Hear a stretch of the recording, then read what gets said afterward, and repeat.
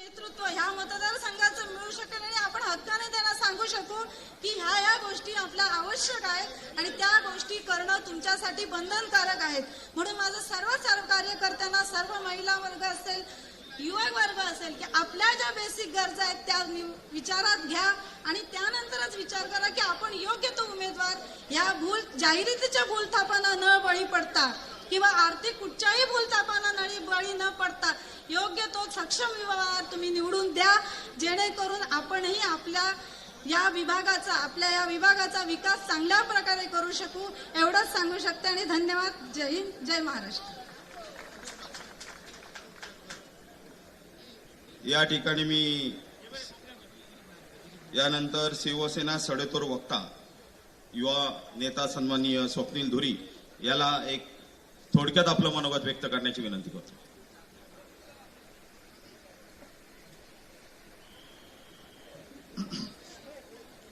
महाराष्ट्राचा आराध्य दैवत छत्रपती शिवाजी महाराज, शिवसेना प्रमुख श्रीमान बाळासाहेब ठाकरे यांच्या पवित्र स्मृतीस अभिवादन करून कोरोनाच्या काळापासून महाराष्ट्राचं अगदी तळहाताच्या फोडाप्रमाणे रक्षण करणारे आणि त्या संकटातून सुखरूपपणे महाराष्ट्राला बाहेर काढणारे शिवसेनेचे पक्षप्रमुख तथा अगदी काही दिवसानंतर पुन्हा महाराष्ट्र राज्याचे मुख्यमंत्री म्हणून शपथ घेणारे सन्माननीय उद्धवसाहेब ठाकरे, शिवसेनेसोबत गद्दारी झाल्यानंतर त्यातली गद्दारी इथे देखील झाली आणि याच मतदारसंघात याच ठिकाणी येऊन त्या गद्दाराला आरेला कार्य करत पुन्हा शिवसेनेला उभारी देणारे आदित्यसाहेब ठाकरे,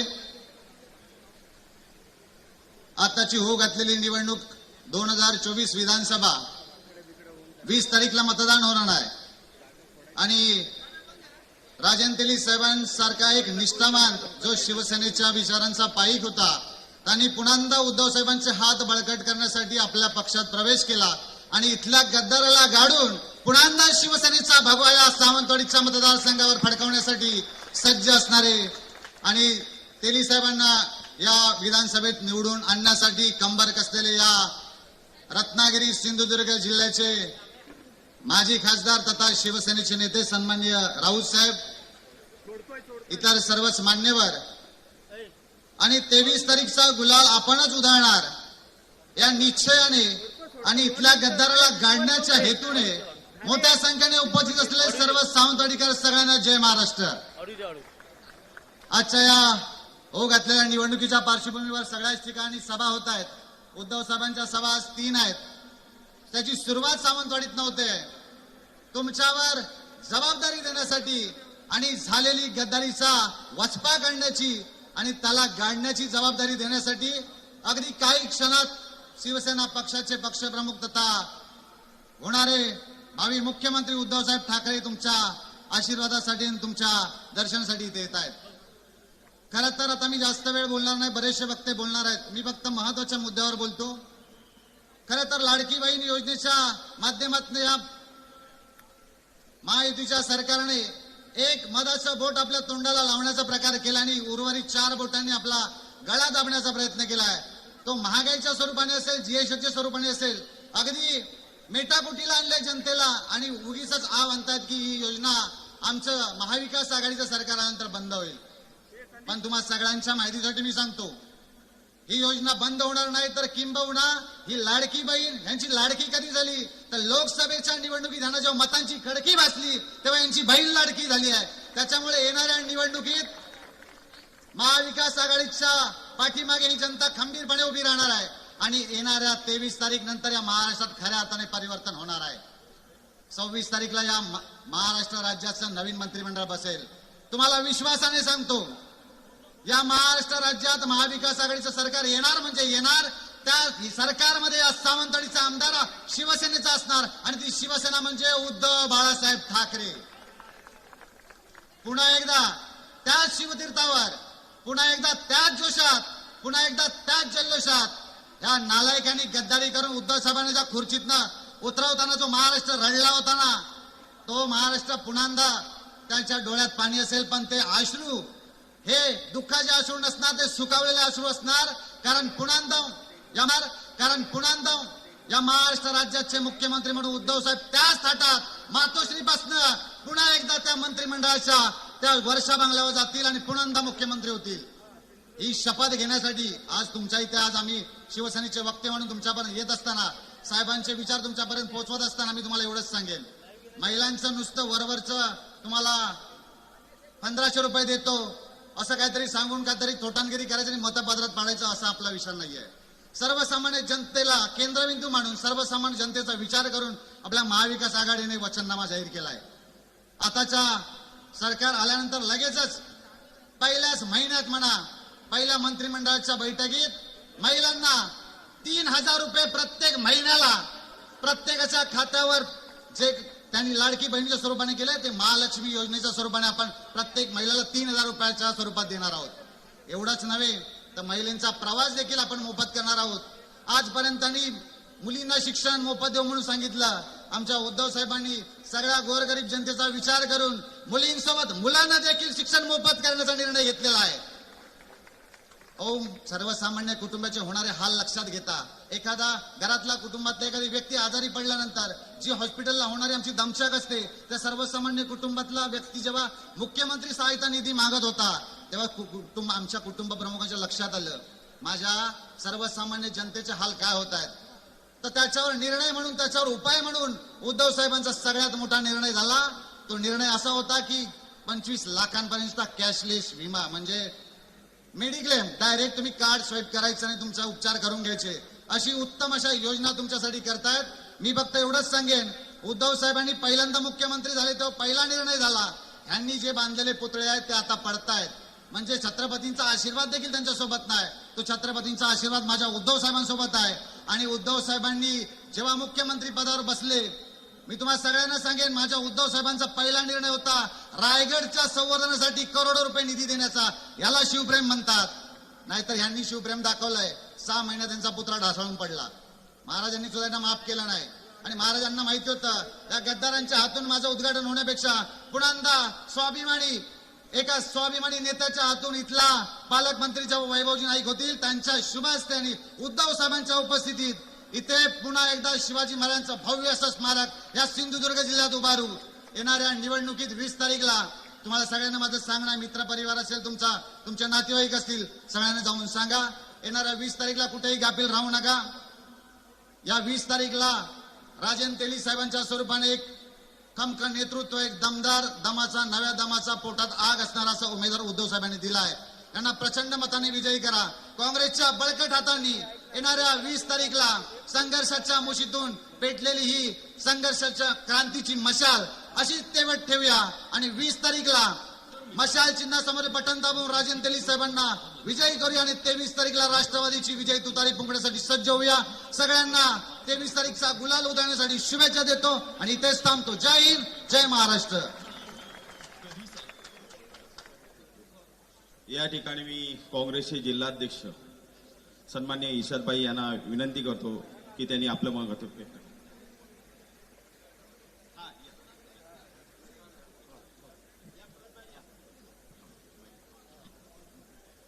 या ठिकाणी आपण शिवसेनेच्या प्रथेप्रमाणे या ठिकाणी सर्वप्रथम शिवप्रतिमेचं पूजन केलं जात आहे. मी सन्मान्य विनायक राऊत साहेब, माजी राज्यमंत्री प्रवीणभाई भोसले आणि व्यासपीठावर सर्व मान्यवर मंडळींना, परमपूज्य बाबासाहेब आंबेडकर साहेबांना सुद्धा या ठिकाणी पुष्प अर्पण केला जातोय.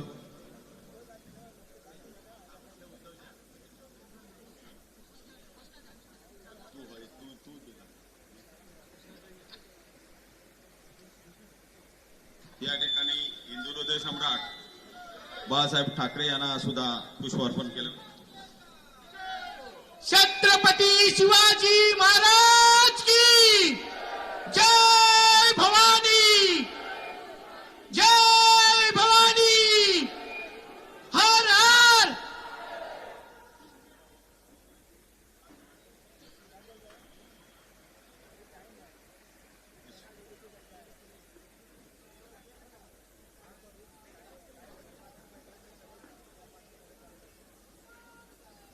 विधानसभा निवडणुकीच्या प्रचारार्थ आयोजित सावंतवाडी नगरीतल्या या प्रचंड जाहीर सभेमध्ये उपस्थित असलेले आमच्या मनातले आणि तुमच्या मनातले खासदार विनायकजी राऊत, माजी राज्यमंत्री प्रवीणभाई भोसले, रेवती राणे, जिल्हा काँग्रेस महिला काँग्रेसच्या अध्यक्षा साक्षीताई वंजारी, ॲडव्होकेट दिलीप नार्वेकर, माजी नगराध्यक्ष बबन साळगावकर, डॉक्टर जयेंद्र परुळेकर, सगळ्यांची नावं घेत नाही, उपस्थित असलेले व्यासपीठावरील मान्यवर आणि समोर बसलेले आपण सगळे आणि पत्रकार मित्रांनो, 5 वर्षांनी येणारी निवडणूक म्हणजे लोकशाहीचा उत्सव असतो असं म्हटलं जातं. लोकशाहीचा उत्सव का? तर 5 वर्षांनी तुम्हाला एकदाच संधी मिळते की आपला लोकप्रतिनिधी निवडायचा. गेली 15 वर्ष तुम्ही लोकप्रतिनिधी निवडून देताय या भागामध्ये एकच. आपल्याला एक प्रश्न स्वतःला विचारायला पाहिजे की गेल्या 15 वर्षामध्ये तुम्हाला पाहिजे होता तसा विकास तुमच्या मतदारसंघाचा झालाय का? जी आश्वासनं तुम्हाला दिली गेली ती आश्वासनांची पूर्तता झाली का? याचं जर उत्तर नकारार्थी येत असेल तर आमदार बदलायला पाहिजे, मग नवीन आमदाराला निवडून दिलं पाहिजे. अशा प्रकारची भूमिका आपण घेतली पाहिजे. मला सांगा, विकास झाला असं जर कोण म्हणत असेल तर 3 मूलभूत गोष्टी या विकासाच्यासाठी पहिल्यांदा असतात. त्या कशा आहेत हे महत्वाचं असतं. पहिला विषय असतो आरोग्याचा. आरोग्यासाठी मिळणाऱ्या सुविधा ज्या आहेत त्या चांगल्या आहेत का? तर आरोग्याच्या सुविधा अजिबात चांगल्या नाहीत. जिल्ह्यामध्ये चांगल्या पद्धतीचा उपचार होत नाही, डॉक्टर नाहीत, अशी परिस्थिती आहे. शिक्षणाच्या बाबतीत आता सुदैवाने की दुर्दैवाने काय म्हणू मला समजत नाहीये, आपल्या जिल्ह्याचेच महाराष्ट्राचे शिक्षण मंत्री आहेत, परंतु शिक्षणाची दुरावस्था आपल्या जिल्ह्यामध्ये आहे. अनेक प्राथमिक शाळा या बंद पडत आहेत, अनेक शाळांमध्ये शिक्षक नाही आहेत. तर अशा परिस्थितीमध्ये आपण शिक्षणाचं चांगलं चाललंय असं म्हणू शकतो का? तर नाही. रोजगार, तिसरा विषय आहे रोजगाराचा. तर या जिल्ह्यामध्ये किंवा या मतदारसंघामध्ये रोजगाराची 100 लोकांना शाश्वत रोजगार मिळेल अशा प्रकारचा कोणताही उद्योगधंदा नाही. एवढ्या वर्षामध्ये जर 100 लोकांना रोजगाराची संधी जर आपले लोकप्रतिनिधी देऊ शकत नसतील तर त्यांना पुन्हा ठेवायचं का? हा प्रश्न आहे. म्हणून आपल्याला यावेळेला बदल घडवायला पाहिजे. मी जास्त वेळ बोलणार नाहीये, बरेच वक्ते बोलणार आहेत. सन्माननीय उद्धव ठाकरे साहेब पण लवकरच येणार आहेत. मी आता महाविकास आघाडीने जो जाहीरनामा प्रसिद्ध केलाय त्यातल्या काही गोष्टी मगाशी धुरीने सांगितल्या, परंतु काही गोष्टी सांगायच्या राहून गेल्या ती मी तुम्हाला सांगणार आहे. इथे गृहिणी बसलेल्या आहेत, त्या गृहिणींना सांगू इच्छितो की महाविकास आघाडीचं सरकार आल्यानंतर 6 सिलेंडर तुम्हाला वर्षाला 500 रुपयाने मिळतील. अशा प्रकारचा निर्णय महाविकास आघाडीच्या जाहीरनाम्यामध्ये घेतलेला आहे. 100 युनिट पर्यंतचं विजेचं बिल हे माफ केलं जाणार आहे. 25 लाखाचा आरोग्य विमा, कारण कुटुंबात 3-4 माणसं असतात. छोटा आरोग्य विमा असला तर आता आरोग्यासाठीचे खर्च मोठे वाढलेले आहेत. जिल्ह्यामध्ये आरोग्याच्या सरकारी सुविधा चांगल्या नाही आहेत, प्रायव्हेटमध्ये जावं लागतं. तर तो भुर्दंड जनतेला सहन करावा लागू नये किंवा त्यांना रिलीफ मिळावा म्हणून महाविकास आघाडीने आपला जाहीरनामा जो जाहीर केलेला आहे त्यामध्ये 25 लाखापर्यंतचं मोफत उपचाराचं वचन दिलेलं आहे. त्यानंतर माझ्या बहिणींना सांगू इच्छितो, जी योजना निवडणुकीच्या वेळेला दिली जाते किंवा एखादी लोकसभेचं इलेक्शन झालं त्याच्यामध्ये मतं मिळाली नाही, मतं कमी मिळाली म्हणून मतं मिळाली पाहिजेत म्हणून एखादी योजना दिली जाते, ती खऱ्या अर्थाने तुमच्यासाठी नसते. 1500 रुपयाचं तुम्हाला जी मदत म्हणून सांगितली जाते ती मदत नाही आहे, मतं घेण्यासाठी दिलेली लाच आहे. लाच घेऊन तुम्हाला 1500 रुपयाला विकत द्यायला आमच्या महिला एवढ्या स्वस्त झालेल्या नाही आहेत. परंतु महाविकास आघाडीने सत्ता आल्यानंतर, सत्ता निवडणूक येते तेव्हा एखादी योजना जाहीर करणं वेगळं असतं आणि निवडणूक झाल्यानंतर सत्ता आल्यानंतर एखादी योजना देणं हे वेगळं असतं. तर आमच्या महाविकास आघाडीने सत्ता आल्यानंतर महिला भगिनींना 3000 रुपये देण्याचं वचन दिलेलं आहे. तुम्हाला 1500 नाही 3000 रुपये महिलांना दिले जातील. एसटीचा प्रवास जो आहे, एसटीचा प्रवास तो मोफत दिला जाईल. त्याचप्रमाणे शेतीच्या संदर्भामध्ये मी मुद्दाम शेतकऱ्यांना सांगू इच्छितो की 3 लाखापर्यंतचं तुमचं जे कर्ज आहे ते माफ केलं जाईल. मला सांगा, 2.5 वर्षापूर्वी महाविकास आघाडीचं सरकार होतं. त्या महाविकास आघाडीच्या सरकारच्या काळामध्ये शेतकऱ्यांना कर्जमाफी मिळाली होती आणि त्यानंतर ज्यांनी नियमित कर्ज भरलं त्यांना 50,000 रुपये प्रोत्साहनपर रक्कम दिली गेली होती. परंतु गेल्या 2.5 वर्षामध्ये शेतकऱ्यांसाठी काही केलं गेलेलं नाही. उलट शेतकऱ्यांच्या अवजारांवर जीएसटी लावून लुटण्याचं काम करण्यात आलेलं आहे. आता पुन्हा महाविकास आघाडीचं सरकार आलं तर 3 लाखापर्यंतचं शेतकऱ्यांचं कर्ज माफ केलं जाईल. जे नियमित कर्ज भरतात त्यांना 50,000 रुपयाचं प्रोत्साहनपर रक्कम दिली जाईल. अशा प्रकारचे निर्णय, असे बरेच निर्णय घेतलेले आहेत महाविकास आघाडीच्या माध्यमातून. तेव्हा महाविकास आघाडीची सत्ता महाराष्ट्रामध्ये येणार ही काळ्या दगडावरची रेषा आहे आणि आपण सगळ्यांनी या मतदारसंघामध्ये सुद्धा बदल घडवला पाहिजे आणि आमच्या महाविकास आघाडीचे जे उमेदवार आहेत राजन तेली साहेब, त्यांना प्रचंड बहुमताने आपण सगळ्यांनी निवडून द्या, एवढीच विनंती आपल्याला करतो आणि आपली रजा घेतो. जय हिंद, जय महाराष्ट्र.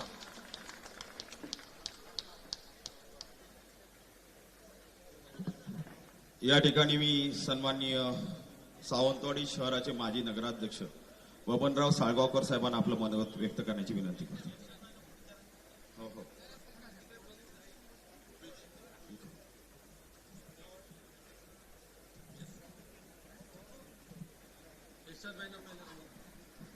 नमस्कार. आजच्या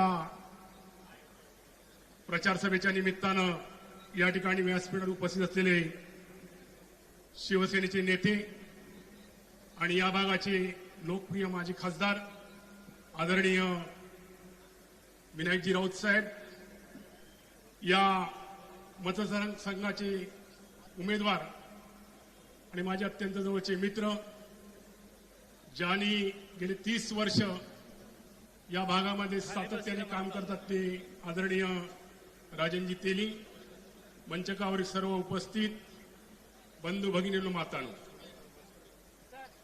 आजच्या या प्रचार सभेच्या निमित्तानं या ठिकाणी जाहीर सभा होत आहे आणि ही सभा होत असताना आपण गेल्या 15 वर्षाचा इतिहास या ठिकाणी मांडण्याचा मी प्रयत्न करेन. बांधवांनो, आपण इथून निवडून दिलेले जे आमदार आहेत त्या आमदारांचा एक पाढा वाटण्याचा या ठिकाणी मी प्रयत्न करतोय. ज्या ज्या एक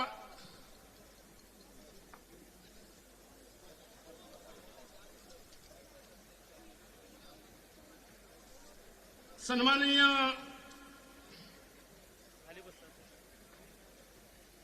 या ठिकाणी पाढा वाटण्याचा प्रयत्न करतोय. गेले अनेक वर्ष या भागातून आपण एक सज्जन, सालस, प्रामाणिकपणा म्हणून एक निवडून दिलेले दीपक केसरकर यांच्या बाबतीत या ठिकाणी सुरुवातीलाच मी बोलेन. बांधवांनो, आज बघितलं तर तुमच्या लक्षात येईल की गेले अनेक वर्ष एकामेकाच्या उरावरती बसलेले आज सगळे एकत्र आलेत आणि आता प्रचाराला लागलेत. राणेसाहेबांवरती सातत्याने ते बोलायचे की या भागामध्ये दहशतवाद त्यांनी आणला, या भागामध्ये अनेक घटना घडल्या, त्याची जबाबदारी राणेसाहेबांवर टाकायचे आणि आज ही दोघे एकत्र येऊन ही जादू फक्त दीपक केसरकरच करू शकतात. कारण आता बघितल्यानंतर दीपक केसरकर एक चांगले ऍक्टर आहेत, तसेच ते चांगले मॅजिककारी आहेत, चांगली जादू करतायत. त्यांना सगळ्यांना एकत्र आणण्याचं जमतंय आणि सगळ्यांना एकत्र आणतायत. बांधवांनी 4-5 प्रश्न या ठिकाणी तुमच्या समोर ठेवतोय. पहिला प्रश्न, या ठिकाणी 60 कोटी तिलारी नळपाणी योजना होती, ती नळपाणी योजना हे पुरे करू शकलेत काय? त्या नळपाणी योजनेला जवळजवळ 18 वर्ष झाली. यांच्याकडे वेळ नसल्यामुळे ते तिलारीचं पाणी वेंगुर्ल्यापर्यंत पोहोचू शकलं नाही. हे बरोबर आहे का नाही? दुसरं, 2007 मध्ये भूमिपूजन केलेलं रेल्वे टर्मिनस पूर्ण होऊ शकलं काय? दुसरा विषय, आंबोलीचं पर्यटन विकास महामंडळाच्या वतीने 2009 मध्ये त्यांनी एक रिसॉर्ट बांधलं. त्याचं उद्घाटन त्या तत्कालीन मंत्री भुजबळ यांनी केलं. त्याचं उद्घाटन होऊ नये आज तक ते जे रिसॉर्ट आहे ते संपूर्ण कोसळलं, ते पूर्ण झालेलं नाही. हे तुम्ही बघितलं आहे काय? सावंतवाडी बस स्थानक गेले 8 वर्ष ते पूर्ण करतायत. त्याची अवस्था प्रत्येकाने बघितली आहे, परंतु वेळ नसल्यामुळे सावंतवाडी बस स्थानकही ते पूर्ण करू शकले नाही. मल्टीस्पेशालिटी हॉस्पिटलचं तसंच आहे, गेले 8 वर्ष ते करतायत. सुरक्षा रक्षक केंद्र गेले 7 वर्ष पूर्ण करता म्हणून सांगताय. एमपीएससी युपीएससी सेंटरमध्ये एकही विद्यार्थी ते घडू शकले नाही, हे सत्य आहे.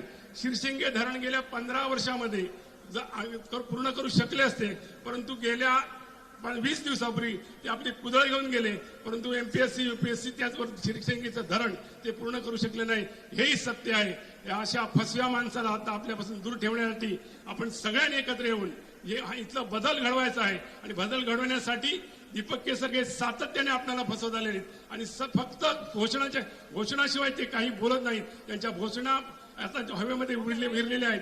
आपण बघितलं तर 200 आपल्या शहराची जी नळपाणी योजना होती, नळपाणी योजना आम्ही 18 मध्ये मंजूर केली, परंतु ह्या नळपाणी योजनेसाठी कोणताही प्रयत्न त्यांनी केला नाही. परंतु नळपाणी योजना मंजूर झाल्यानंतर ती 10 कोटी त्याच्या रुपये वाढले, पण 64 कोटी रुपयाची नळयोजना झाली. आणि आता श्रेय घ्यायला मात्र उभे राहिले हे नळपाणी योजनेचं, परंतु दीपक केसरकरांचा त्यामध्ये कोणतेही संबंध नाही. काल चर्चा करत असताना मी राजन तेलीची बोलत असताना राजन तेली साहेबांना म्हणालो की आपल्याला भुयारी गटार योजना ही सावंतवाडी शहरामध्ये राबवायची आहे. आणि भुयारी गटार योजना नसल्यामुळे सावंतवाडी शहरातील अनेक विहिरी या दूषित झाल्यात, खराब झाल्यात. तेली साहेबांनी सांगितलं की मी निवडून आल्यानंतर 2 वर्षामध्ये ही जी नळपाणी योजना जी भुयारी गटार योजना आहे ती पूर्ण करण्याचं वचन त्यांनी त्याच बैठकीमध्ये आम्हाला दिलेलं आहे. आणि खऱ्या अर्थानं सावंतवाडीची विकासात्मक सुरुवात भुयारी गटार योजनेपासून सुरू होईल. आणि म्हणूनच सांगतो की येणाऱ्या विधानसभा निवडणुकीमध्ये जे आपले लोकप्रिय उमेदवार आहेत त्यांचा विजय निश्चित आहे. कारण अनेक भागामध्ये आम्ही गेलोय, त्या भागामध्ये त्यांना चांगला प्रतिसाद मिळतोय. आज बसलेले सगळे हे तरुण महिलांपेक्षा पुरुषांची जास्त संख्या या ठिकाणी दिसते, तेच विजय खेचून आणतील. आणि म्हणूनच सांगतो की राजन तेली यांना प्रचंड बहुमताने विजय करा, एवढंच या निमित्ताने सांगतो आणि या ठिकाणी रजा घेतो. जय हिंद, जय महाराष्ट्र. या ठिकाणी मी आडाळीचे सरपंच सन्माननीय परागजी गावकर यांना विनंती करतो की आपलं मनोगत व्यक्त करा.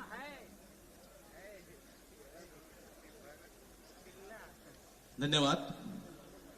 महाविकास आघाडीचे तरुण तडफदार उमेदवार राजनजी तेली साहेब यांच्या प्रचारार्थ आयोजित करण्यात आलेल्या प्रचार सभेत उपस्थित असलेले सर्व मान्यवर, महाराष्ट्राचं आराध्य दैवत छत्रपती शिवराय, समतेचा विचार देणारे शाहू फुले आंबेडकर, क्रांतिज्योती सावित्रीबाई यांना वंदन करून आज या ठिकाणी काही महत्वाच्या गोष्टी आपल्या समोर मांडण्यासाठी मी उभा आहे.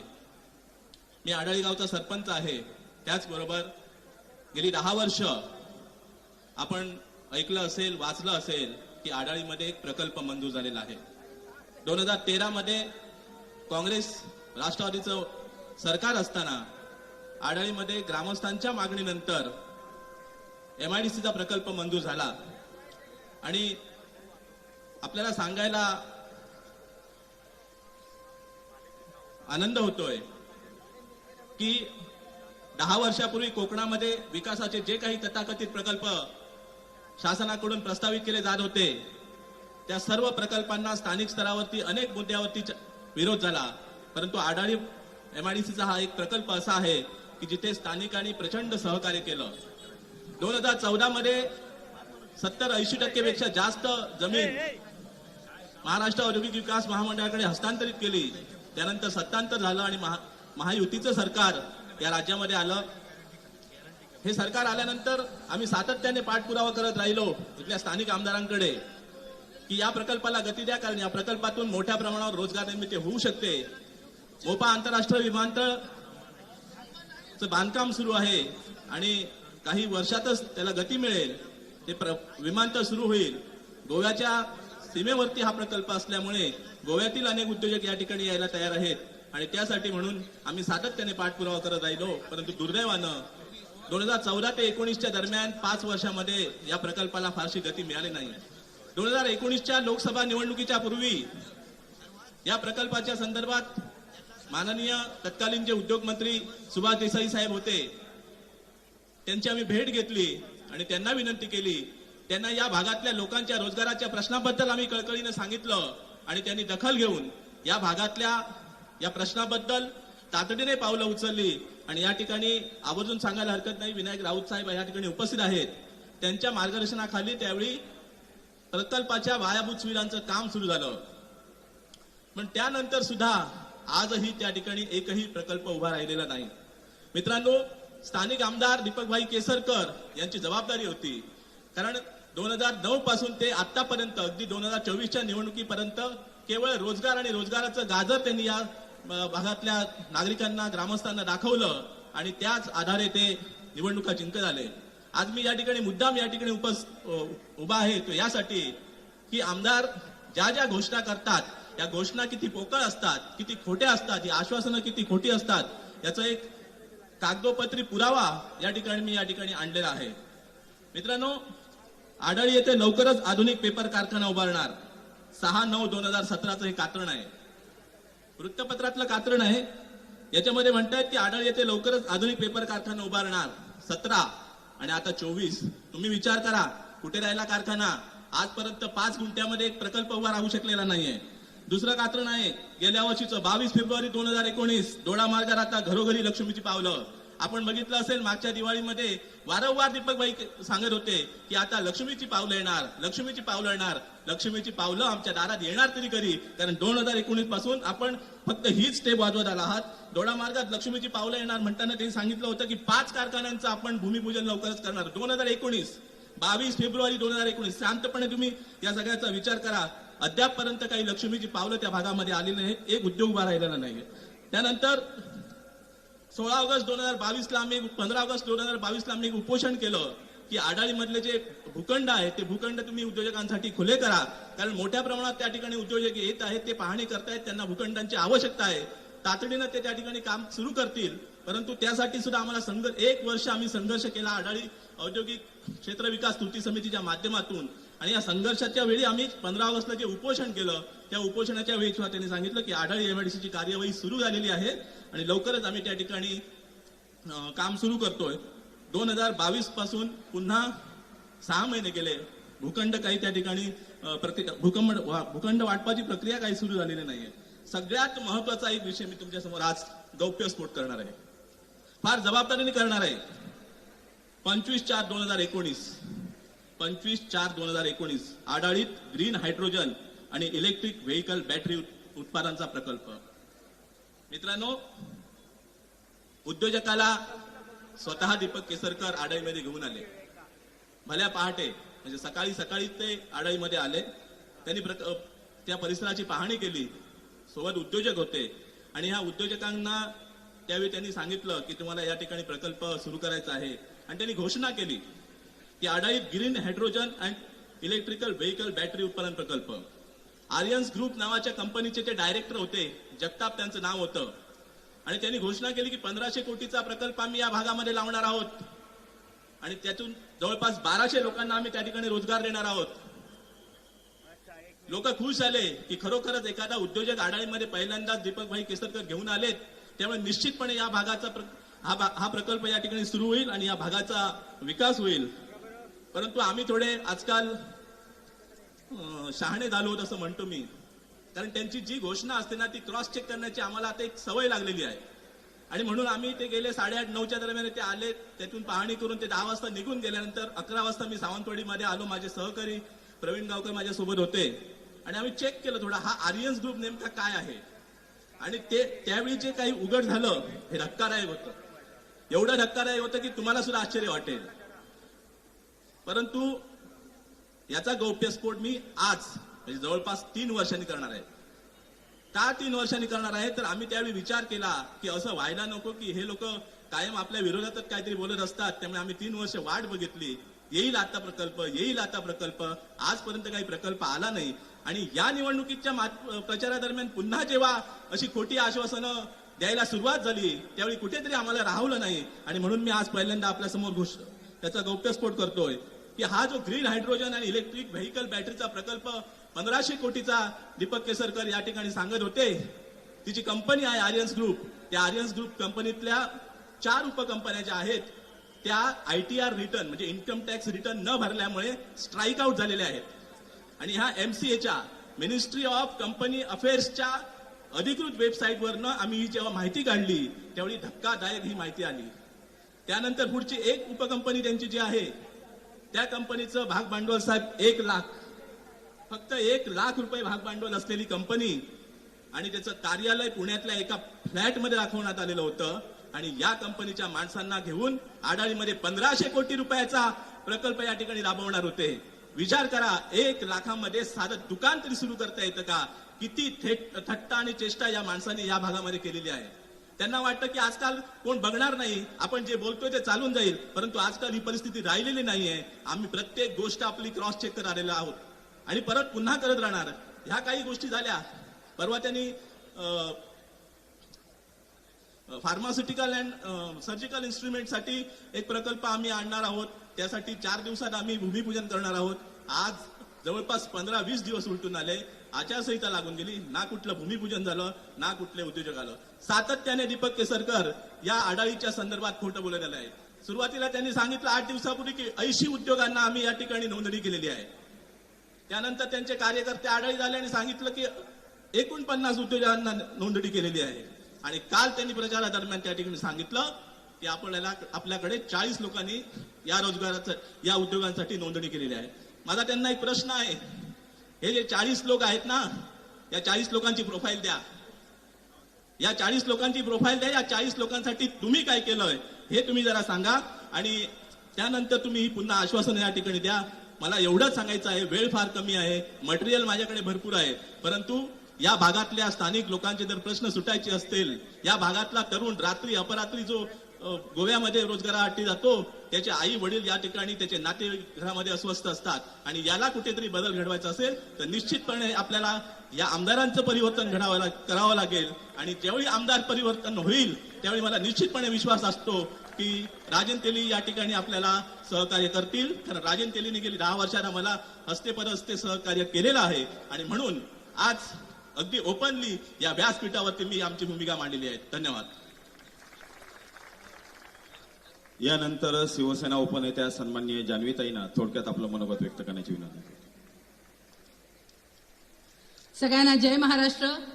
महाराष्ट्राचं आराध्य दैवत छत्रपती शिवरायांना वंदन करून, हिंदू हृदय सम्राट सरसेनापती बाळासाहेबांना मानाचा मुजरा करून, व्यासपीठावर उपस्थित असलेले सर्व मान्यवर आणि माझ्या समोर उपस्थित असलेले सर्व सावंतवाडी विधानसभा मतदारसंघातले नागरिक हो, 2014ला याच गांधी चौकातून याच जान्हवी सावंतने केसरकरांच्या समर्थनार्थ दहशतवादाच्या विरोधात भाषण केलं. 2019 मध्ये याच जान्हवी सावंतने याच केसरकरांसाठी, त्यांच्या विजयासाठी याच गांधी चौकातून त्यांचा रोजगार, त्यांचा चांदा बांधा यासाठी भाषण केलं. आणि याच गांधी चौकातून 2024ला ही जान्हवी सावंत त्याच केसरकरांनी 10 वर्षात केलेल्या वाईट कारनाम्यांसाठी उभी आहे, हे आज तुम्हाला सांगायची वेळ आली आहे. 2014ला त्या नारायण राणेंनी किंवा निलेश राणेंनी माझं किंवा आमचं काहीही वैयक्तिक वाकडं केलं नव्हतं, पण एका प्रवृत्तीच्या विरोधात आम्ही पेटून उठलो. त्यावेळेला सांगितलेला 2014चा दहशतवाद, तो अन्याय हा आम्ही आपला मानला, तो आमच्या सिंधुदुर्ग जिल्ह्याचा मानला आणि केसरकरांच्या पाठीमागे ठामपणे उभे राहून आम्ही शिवसेनेत प्रवेश केला. खरी तर गोम अशी आहे जी खरं तर आमच्या उशिरा लक्षात आली. 2014ला केसरकरांना हे लक्षात आलं आपण काही निवडून येऊ शकत नाही आणि आपल्याला नारायण राणे मदत करणार नाहीत. जर आपल्याला निवडून यायचं असेल तर 50,000 मतं स्वतःची असणाऱ्या शिवसेना पक्षात आपल्याला प्रवेश करायला पाहिजे. आणि म्हणून त्यांनी शिवसेना पक्षाची कास धरली. साखरेत दूध, दुधात साखर करून उद्धव साहेबांना सुद्धा फसवलं, मंत्रिपद गळ्यात घेतली आणि 2019ला जेव्हा मंत्रिपद सुद्धा मिळालं नाही तेव्हा त्यांची ती श्रद्धाही संपली आणि सबुरीही संपली आणि पुन्हा तोंड वाकडं करून हे मुंबईत गायब झाले. हल्ली मी बघितलं दिवाळीच्या दरम्यान सगळ्या रिक्षावाल्यांना हात मिळवत होते. मला तुम्हाला साधा प्रश्न करायचा, इथे व्यापारी बंधू सुद्धा मोठ्या प्रमाणात आहेत. कोरोनाच्या काळात केसरकर कुठे होते? इथला रिक्षावाला, इथला व्यापारी मरत होता तेव्हा केसरकर कुठे होते? कधीतरी हा विचार करा. आज केसरकर शिक्षण मंत्री आहेत 2.5 वर्ष आज सिंधुदुर्गातल्या जिल्ह्यातल्या शाळा गळतायत. दोडामार्गातली मुलं गोव्याच्या शाळेत जात आहेत. इथे मराठीला अभिजात संस्कृतीचा दर्जा तुम्ही दिलाय आणि गोव्यातल्या मुलांना आमची मालवणी मायबोली येत नाहीये तर ते कोंकणी बोलतायत. म्हणजे उपरोधाने बोलायला गेलं तर आमची संसद गळतीये, आमचं अयोध्येचं राम मंदिर गळतंय. महाराष्ट्रातल्या 15,000 शाळा जशा बंद झाल्या तशाच सिंधुदुर्गातल्या शाळा सुद्धा गळतायत. कुठे नेऊन ठेवलाय सिंधुदुर्ग? एकेकाळी 2014ला जेव्हा नारायण राणे आपल्याला मदत करणार नाही हे केसरकरांच्या लक्षात आलं, त्यावेळेला केसरकरांचं आणि नारायण राणेंचं जे काही विळी भोपळ्याचं सख्य होतं ते 10 वर्ष या जिल्ह्याने अनुभवलं. नारायण राणे तुमच्या बापाला स्मगलर म्हणाले, तुम्ही त्याला गुंड म्हणालात, तो तुम्हाला शेंबडे आमदार म्हणाला, तुम्ही त्याला हऱ्यानाऱ्याची गँग म्हणालात आणि जी काय हमरी तुमरी तुमची चालू होती ती या जिल्ह्याने बघितली आणि 2024 मधला तो दहशतवाद संपला, ते अन्याय संपलं आणि आज काय आहे? केसरकर ओम गणेश बंगल्यावर नारायण राणेंच्या घरी नाश्ता करतात, नारायण राणे केसरकरांच्या बंगल्यावर चहा पितात. म्हणजे तुम्ही जनतेची फसवणूक केलात स्वतःला निवडून काढण्यासाठी. 2014ला केसरकरांची एकूण संपत्ती होती 8 कोटी, 19ला झाली 48 कोटी आणि आज संपत्ती आहे 125 कोटी. मला सांगा केसरकर असा कोणता व्यापार तुम्ही करता? आणि जर तो तुम्ही करत असाल, लक्ष्मी तुमच्या घरी पाणी भरते याबद्दल आमचं काहीच म्हणणं नाही, खरंच प्रत्येकाच्या घरात लक्ष्मीने पाणी भरावं, पण केसरकरांनी याचं उत्तर द्यावं की असा कोणता रोजगार तुम्ही करता, तो रोजगार तरी तुमच्या मतदारसंघातल्या युवकांना सांगा, त्यांची तरी संपत्ती वाढेल. आणि या पद्धतीने संपत्ती वाढवत असताना केसरकरांनी यावेळची घोषणा केली आहे रामराज्य आणणार. मुळात 2019 पासून 2009 पासून आतापर्यंत केसरकर 3 वेळा आमदार होते आणि आता 4थ्यांदा पुन्हा एकदा ते उभे आहेत. आणि या वेळेला केसरकर सांगतायत रामराज्य आणणार, मी युवकांना नोकऱ्या दिल्या. मगाशी ज्या आडाळीच्या सरपंचांनी सांगितलं त्याचीच री मी पुढे ओढते आणि सांगते, कारखाना चष्म्याचा एकाच माणसाला, बकऱ्यांचं कॉन्ट्रॅक्ट त्याच माणसाला, सेट टॉप बॉक्स त्याच माणसाला. म्हणजे जिल्ह्यातल्या जनतेला गंडवायचं आणि आपली पोळी भाजून घ्यायची ही त्यांची प्रवृत्ती आहे आणि या प्रवृत्तीला कुठेतरी आता आळा घालायची गरज आहे. कोरोनाच्या काळात मास्क वाटायला पैसे नसणारे केसरकर आज अख्ख्या जिल्ह्यात होर्डिंग लावतायत. याचा विचार आज आपण कुठेतरी करायला पाहिजे. आणि म्हणून मला असं वाटतं की एका प्रकारे केसरकर आज आपल्याला फसवतायत. त्याचबरोबर आमचे दुसरे उमेदवार एक महिला आहेत ज्या लढतायत, आम्ही त्यांचं कौतुक करतो, मी एक महिला म्हणूनही त्यांचा आदर करते. पण जर या मतदारसंघातल्या आमदाराविरोधात तुम्ही ब्र सुद्धा काढणार नसाल, त्यांचा आदर करणार असाल तर तुम्हाला लढण्याचा अधिकार नाही. त्यामुळे मला असं वाटतं कोण पैसे वाटते, कोण आणखीन काय करते, मी जनतेला एकच सांगते, बटेंगे तो और भी तुटेंगे ही जी काय यांची भामट्यांची घोषणा आहे त्याला जर आळा घालायचा असेल तर आपण एकजूट राहायला पाहिजे, खऱ्या अर्थाने दाखवून द्यायला पाहिजे. जिंकावं का तुटून मरावं हेच आम्हाला ठावं, शिवशूर आम्ही सरदार, आम्हाला नाय कुणाची भीती. आज हे महाविकास आघाडीचे सरदार खऱ्या अर्थाने राजनतेंना निवडून काढणार आहेत. मी एक आणखीन सांगते, मला आजही आठवतं 2014ला याच गांधी चौकातनं राजन तेली साहेबांवर मी जहरी टीका केली होती आणि त्या टीकेतला माझा महत्वाचा मुद्दा होता की हे कणकवलीचे स्थायिक असणारे राजन तेली आमच्या सावंतवाडी मतदारसंघात का निवडणूक लढत आहेत. पण आज 10 वर्षानंतर त्या माणसांनी या मतदारसंघात 2दा निवडणूक लढलीच नाहीये, तर आज तुमच्या सावंतवाडीत ते रहिवासी आहेत. म्हणजे या मतदारसंघासाठी आपलं घर बांधून या जनतेसाठी काम करणारा आज आमदार तुमच्या समोर उभा आहे, याची कुठेतरी तुम्ही जाण ठेवायला हवी. आज कोरोना काळात जेव्हा केसरकर इथे नव्हते, ज्या उद्धव साहेबांवर शेलक्या भाषेत टीका करतात, तेच केसरकर आमचं मान आणखीन दुखावतात. जेव्हा ते शिवरायांचा पुतळा पडला तेव्हा म्हणतात ठीक आहे, चांगलं घडलं, अजून मोठा पुतळा उभारूया. म्हणजे ज्या पुतळ्याचा मलिदा खाऊन लोकसभेची इलेक्शन नारायण राणे जिंकलेत, आता पुन्हा पुतळा उभारून त्यांच्या मुलासाठी निधी गोळा करताय का केसरकर, याचा विचार करा. आणि केसरकर तुम्ही ज्याचे समर्थक म्हणवता किंवा जे तुम्हाला गुरु सारखे आहेत किंवा तुम्ही ज्याचे म्हणजे ज्यांना मानता, असे कृष्णाजी भास्कर म्हणजे देवेंद्र फडणवीसांनी शिवाजी महाराजांचा पुतळा पडल्यानंतर एकदा तरी या महाराष्ट्राची शिवरायांची माफी मागितली आहे का या जनतेने सांगावं. जो माणूस शिवरायांचा पुतळा पडला म्हणून माफी मागू शकत नाही कारण त्यांच्या मनात शिवरायांप्रती कधीच अभिमान नव्हता. आणि अशा माणसांच्या चेले असणाऱ्या दीपक केसरकरांना या वेळेला घरी बसवायची वेळ आली आहे, एवढं लक्षात ठेवा. आणि खऱ्या अर्थाने महाविकास आघाडीचे हात बळकट करून त्यांना निवडून काढा, एवढं सांगते आणि थांबते. जय हिंद, जय महाराष्ट्र. या ठिकाणी ही महाविकास आघाडीची सभा चालू आहे आणि भरगच्च अशी सभा चालू असताना मात्र थंड सभा चालू असल्याचं मला जाणवतंय. वक्ते इथं बोलतायत, घोषणा मात्र कुठे दिसत नाहीत.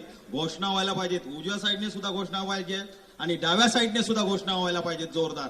याच्या पुढे दखल घ्या सगळ्या शिवसैनिकांनी, महाविकास आघाडीच्या कार्यकर्त्यांनी. आता यानंतर मी जयेंद्र पडळकर साहेबांना विनंती करतो की त्यांनी आपलं मनोगत व्यक्त करावं.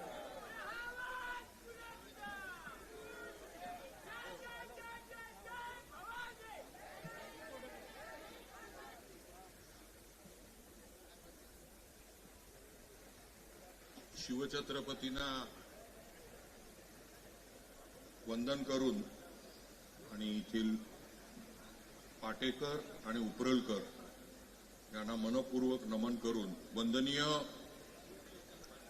शिवसेना प्रमुख बाळासाहेब यांना वंदन करून, आपण या ठिकाणी होणाऱ्या विधानसभेच्या निवडणुकीसाठी महाविकास आघाडीचे आपले लाडके उमेदवार राजनजी तेली साहेब यांच्या प्रचाराच्या सभेसाठी इथे जमलेलो आहोत. व्यासपीठावर खासदार साहेब विनायक राऊत साहेब, तसेच पूर्वाश्रमीचे खासदार सावंत साहेब, आपले लाडके आणि सर्वांचे म्हणजे जे सगळ्यांमध्ये नेहमी मिसळलेले असतात आणि माझे राज्यमंत्री, एकदम प्रेमळ माणूस असे आपले प्रवीणभाई, सतीजी सावंत साहेब आणि व्यासपीठावर सगळेच मान्यवर, बबनजी साळगावकर. आता जान्हवीताईंनी मोठी बॅटिंग केली, सगळेच मुद्दे त्यांनी अतिशय सुंदररित्या मांडले. मला एवढंच म्हणायचं आहे, आपल्या सर्वांना ठाऊक आहे की दीपक केसरकर हे जे नाव आहे ना, ते फसवणूक करणारा माणूस असंच आहे. याचं कारण आहे की अशाच एका पेट्रोल पंपवर, तुम्ही सर्वांनी कथा ऐकली असेल, अशाच एका पेट्रोल पंपवर रात्रीची वेळ होती आणि पेट्रोल भरायला दीपकबाईंची गाडी थांबली. तिकडे येणाऱ्या माणसाला त्याने विचारलं, बाबा बरे आत्मा? तेव्हा तो तो पोरगा जो होता तो मालवणी, तो फाटक्या तोंडाचा होता. तो बोला, ओ भाई 4 आठवड्यापूर्वी घरी इलेलात माझा बापूस गेलो. याला म्हणतात काय माहितीये, लबाड, फसवा माणूस. आपल्याला माहित नाही, सामना पिक्चर तुम्ही सर्वांनी कदाचित बघितला असेल, गतकाळातला अतिशय उत्कृष्ट मराठी चित्रपट सामना. निळूभाऊ फुले आणि लागू साहेब यांची जुगलबंदी होती आणि निळू फुले हे जे विलनचं कॅरेक्टर होतं, हिंदूराव पाटील, ते नेहमी काय म्हणायचे, मास्तर आम्ही गावासाठी एवढं सगळं केलं, मास्तर तुम्हाला आम्ही घेऊन आलो, मास्तर कशाला एवढी दारू पिता मास्तर, नेहमी मास्तर. ते पिक्चर मी हल्ली पुन्हा एकदा बघितलं, जवळजवळ 8-10 वेळा बघितलं. अतिशय सुंदर आंतरराष्ट्रीय दर्जाचा मराठी चित्रपट आहे, अभिमान आहे. मला आठवण एकाच व्यक्तीची होते, कसे आहात, बरे आहात मा? कुठला माणूस असा असतो? आपण म्हणतो काय बरं आहे ना, त्याच्या चांगल्यासाठी काम करा ना. नुसती नौटंकी, कायम नौटंकी. राष्ट्रवादीत होते तेव्हा पवार साहेबांचेच गुणगान गात होते. पवार साहेबांनी आमदार केलं, त्यानंतर पवार साहेबांना कधी रात्रीच्या अंधारात सोडून गेले कळलं पण नाही. पण एवढा मोठा नेता आहे, नाव पण न घेता काय म्हणाले, काही लोकांना ऐन वेळेला अवदसा आठवते. खरंच आहे, ही अवदसाच आहे आपल्याला लागलेली. आपल्या या पवित्र सिंधुदुर्ग जिल्ह्याला शिवछत्रपतींच्या स्पर्शाने पावन झालेल्या, लक्षात घ्या, विसरू नका, महाराज इथे येऊन गेलेले आहेत, अशा जिल्ह्यात ही घाण आहे. आणि ही घाण जर साफ करायची असेल कायमस्वरूपी, 15 वर्ष चिकटलेली ही भांडमुळ आहेत. उद्धव साहेबांना अशा वेळेला फसवलं, आपल्या सर्वांना माहिती आहे. आम्ही नाही म्हणत, देश नाही म्हणत, आंतरराष्ट्रीय पातळीवर आदरणीय उद्धव साहेबांची स्तुती झाली का? कोरोना काळात कशा रीतीने मेडिकल ट्रीटमेंट हँडल करण्यात आली. धारावीमध्ये मोठा मासमोट झाला असता, नाही होऊ दिला उद्धव साहेबांनी. हे जे विरोधक म्हणतात ना 2.5 वर्षात 2च दिवस मंत्रालयात आले, अरे हो, तेव्हा मंत्रालयात जायचंच नव्हतं, तेव्हा मॅनेजमेंट गरजेची होती. महाराष्ट्राच्या जनतेला वाचवलं कोणी? उद्धव साहेबांनी, हे लक्षात ठेवा. आणि जिथे जिथे ते कमळ फुललेली राज्य आहेत ना, उत्तर प्रदेश, तिथे प्रेत तरंगली गंगेमध्ये. गुजरात ना मॉडेल म्हणता ना, त्या गुजरातमध्ये तुम्ही मृत्यू लपवले. अनेकांची प्रेत बेवारशी म्हणून जाळली गेली, रेकॉर्डवर नाही. महाराष्ट्रात माझ्या असं घडलं नाही का?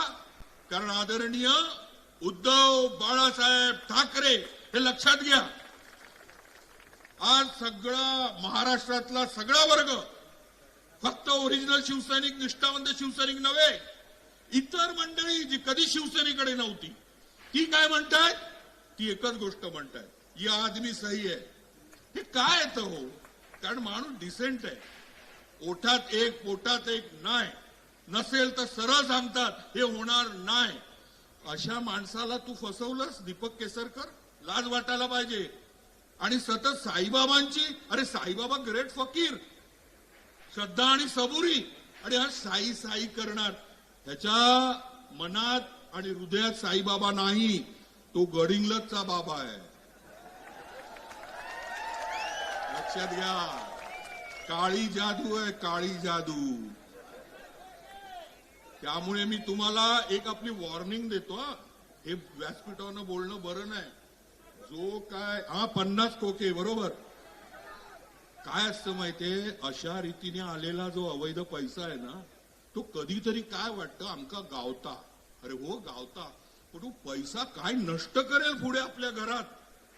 ही घाणेरडी, ही महालक्ष्मीची कृपा नाहीये, हे वेगळं आहे. त्यामुळे बघा बाबा, तुम्ही सुज्ञात, आपल्या एवढा सुज्ञ आणि सुजाण मतदारच नाहीये हो उभ्या महाराष्ट्रात. मी सांगतो, कोकणाने वारंवार दाखवलेलं आहे.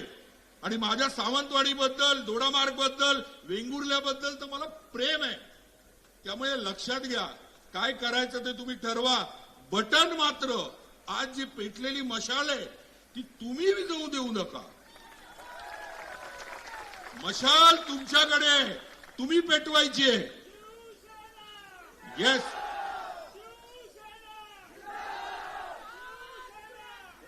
नाही, एकदा बाळासाहेबांची द्या, आवाज कोणाचा. जय हिंद, जय महाराष्ट्र. बस, सगळं माहिती आहे तुम्हाला. धन्यवाद.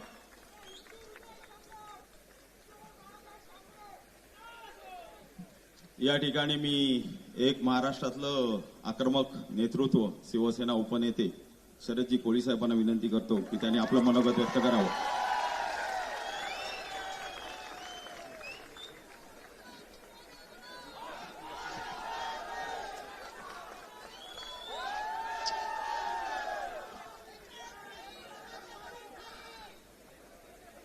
झालं का? माईक वाले जरा सिस्टीम चांगली ठेव. छत्रपती शिवाजी महाराज, डॉक्टर बाबासाहेब आंबेडकर, शाहू फुले यांना वंदन करून हिंदवी हृदय सम्राट शिवसेना प्रमुख माननीय बाळासाहेब ठाकरे साहेब, शेतकऱ्यांचा, दीनदलितांचा, गोरगरिबांचा, कष्टकऱ्यांचा, कामगारांचा, शिवसैनिकांचा पांडुरंग उद्धव बाळासाहेब ठाकरे साहेब,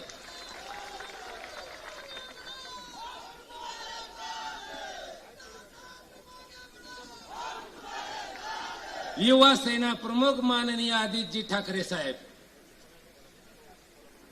राजन तेली साहेबांच्या प्रचारार्थ आज सावंतवाडीमध्ये उपस्थित असलेले माझे राजकीय गुरु,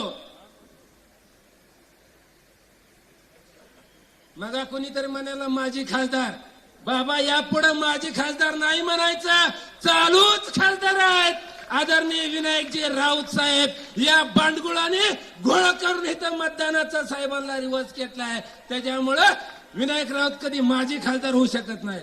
असे माझे राजकीय गुरु विनायकजी रावसाहेब.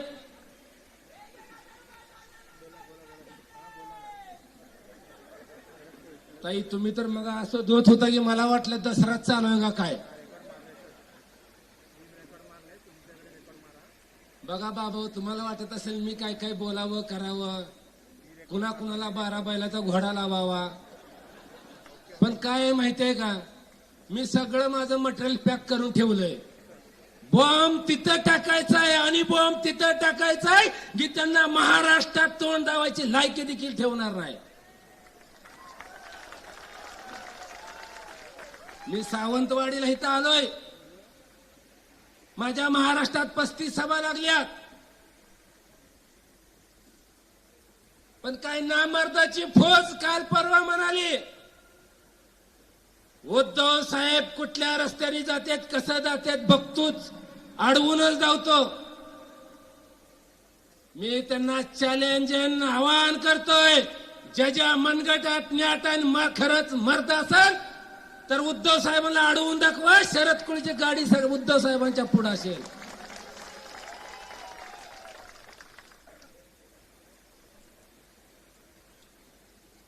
तेली साहेब तुमचा विजय निश्चित आहे, काळजी करू नका. अहो ही बियाणं सगळ्यांनी वळवून टाकलेलं आहे.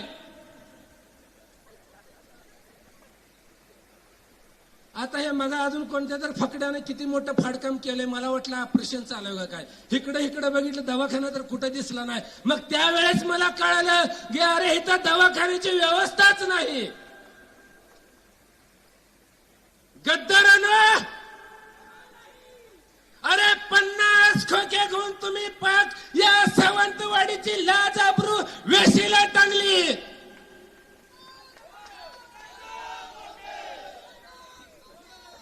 काय चुकलं आमच्या उद्धव साहेबांचं, काय गुन्हा होता उद्धव साहेबांचा, अरे काय गुन्हा होता उद्धव साहेबांचा. कोरोनाच्या काळामध्ये उद्धव साहेब आजारी असताना, उद्धव साहेब बेडवर झोपलेले असताना, उद्धव साहेबांना उठता बसता येत नव्हतं, उद्धव साहेबांना स्वतःच्या हाताने अन्न खाता येत नव्हतं, असा कोरोनाचा महाकाळ या महाराष्ट्रात आला होता.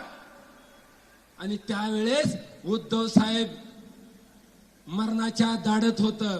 उद्धव साहेब मरणाच्या दाढत असताना महाराष्ट्रातल्या 18 बोट 12 बोलत बहुजनाचा आपला समाज जिवंत राहिला पाहिजे, कोरोना होऊन कुणी मेलं नाही पाहिजे, ही साहेबांनी काळजी त्यावेळेस घरात बसून घेतली. अरे हरामखोरानं, तुम्ही रात्रीचा दिवस 24 तास केला 2.5 वर्षात, काय दिवा लावला महाराष्ट्रात.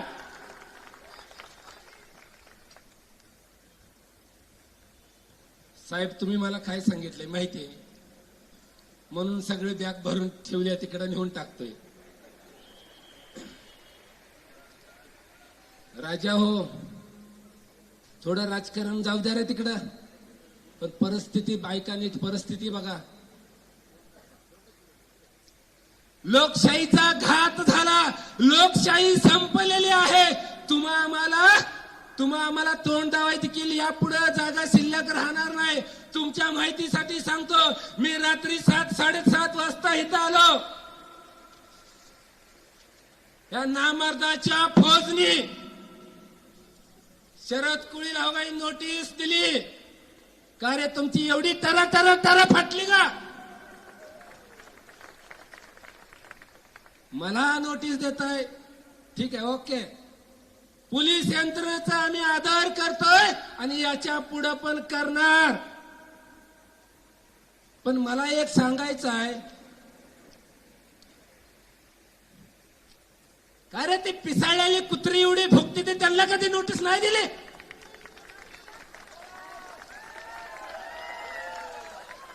तिथं काय टुचते का नोटीस, तिथं नोटीस चालत नाही. अरे त्यांच्या तोंडाला लगाम घाला, त्यालाही सांगू नको अरे भुकू नको, बोलू नको. आणि मग मी बोलतोय त्यावेळेस काय तुमच्या बुडाला आता आग लागायला लागली. मी इथं आल्याच लगेच तुम्ही पेट घेतला का. काळजी करू नका, तुम्ही किती गरमचा भात राहू, तुम्हाला थंड केल्याशिवाय सोडत नाही.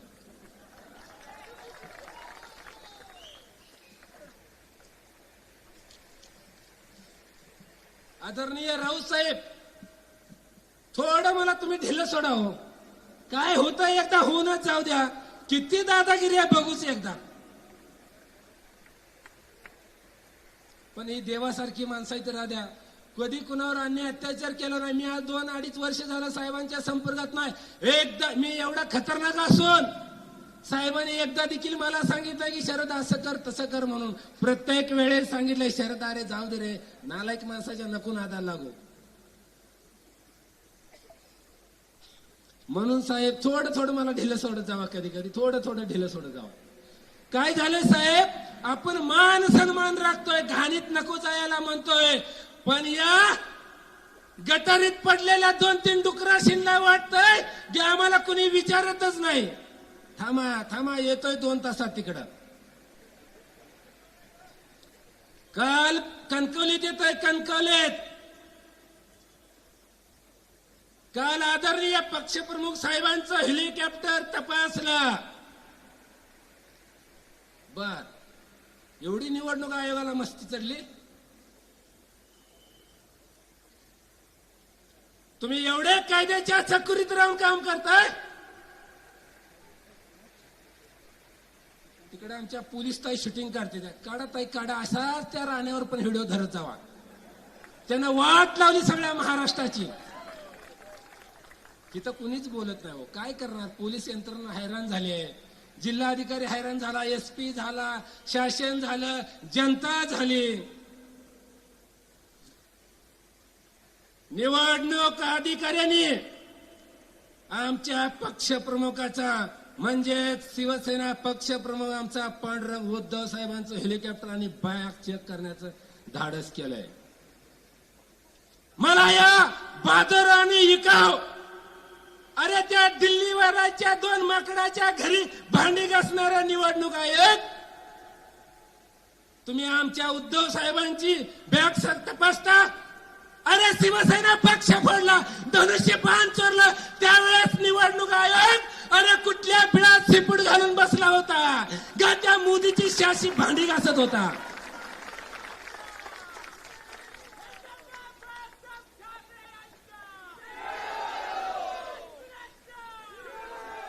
लय आता बोलल्यावर तिकडे परिचय हे होईल.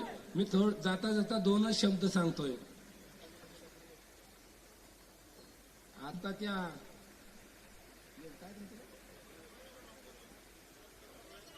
परोळकर डॉक्टर बस खाली पडून जोरात कानपडे हल्ली बघा. आता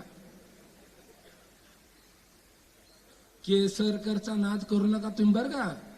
राहिली सुरलेली सावंतवाडी लिखील परत निवडून आला तर खरं सांगतो तुम्हाला. अरे शिक्षण मंत्री झाल्यावर सगळ्या महाराष्ट्राच्या शाळेचं 3-13-9 वाटतुळ केलं या माणसानं. अरे लहान लहान मुलं त्या शाळेत शिकते, ती जिल्हा परिषदच्या शाळेत कुणाची लेकरं शिकते, ती केसरकराची कुणाची लेकरं शिकते ती. अरे ज्याला राहायला घर नाही, खायला अन्न नाही, अंगावर कपडे नाही, डोक्याला तेल नाही, पायात चप्पल नाही, अशा माझ्या शेतकरी गोरगरीब कामगार कष्टकऱ्यांची लेकरं शिकते ती. आणि होती तेवढी जिल्हा परिषद शाळा देखील ह्या माणसानं भाडू तत्वावरती कायमच्या ठेकेदारांना द्यायची सुरुवात केली आहे. अरे शाळा जर माणूस देत असला तर सावंतवाडी विकायला किती वेळ लागेल. म्हणून सावंतवाडीकरांना मी सांगतोय, शिवसैनिकांना सांगतोय, आणि तीच शिवसेना आहे हिंदवीरदय सम्राट बाळासाहेब ठाकरे साहेबांची शिवसेना आहे. आज तीच शिवसेना उद्धव साहेब पुढे घेऊन जाते. त्या शिवसैनिकांना सांगतोय, येत्या निवडणुकीमध्ये आपला खमक्या बाज कसा आहे, हत्यार आपलं बघा नुसतं कसं आहे, कसं दिसतंय तरण बांड अजून असा महाग सरून केसरकराला धक्का द्या की केसरकराला तलपच झाली नाही पाहिजे परत निवडणूक लढवायची. आणि मशाल ह्या चिन्हावरती आपलं अनमोल बटन दाबून या महाराष्ट्राचा मुख्यमंत्री उद्धव बाळासाहेब ठाकरे साहेबांना करण्यासाठी या तेली साहेबाला जवळपास 75,000 मतांनी निवडून द्यायचं आहे. एवढं बोलून माझे 2 शब्द संपवतो. जय हिंद, जय महाराष्ट्र.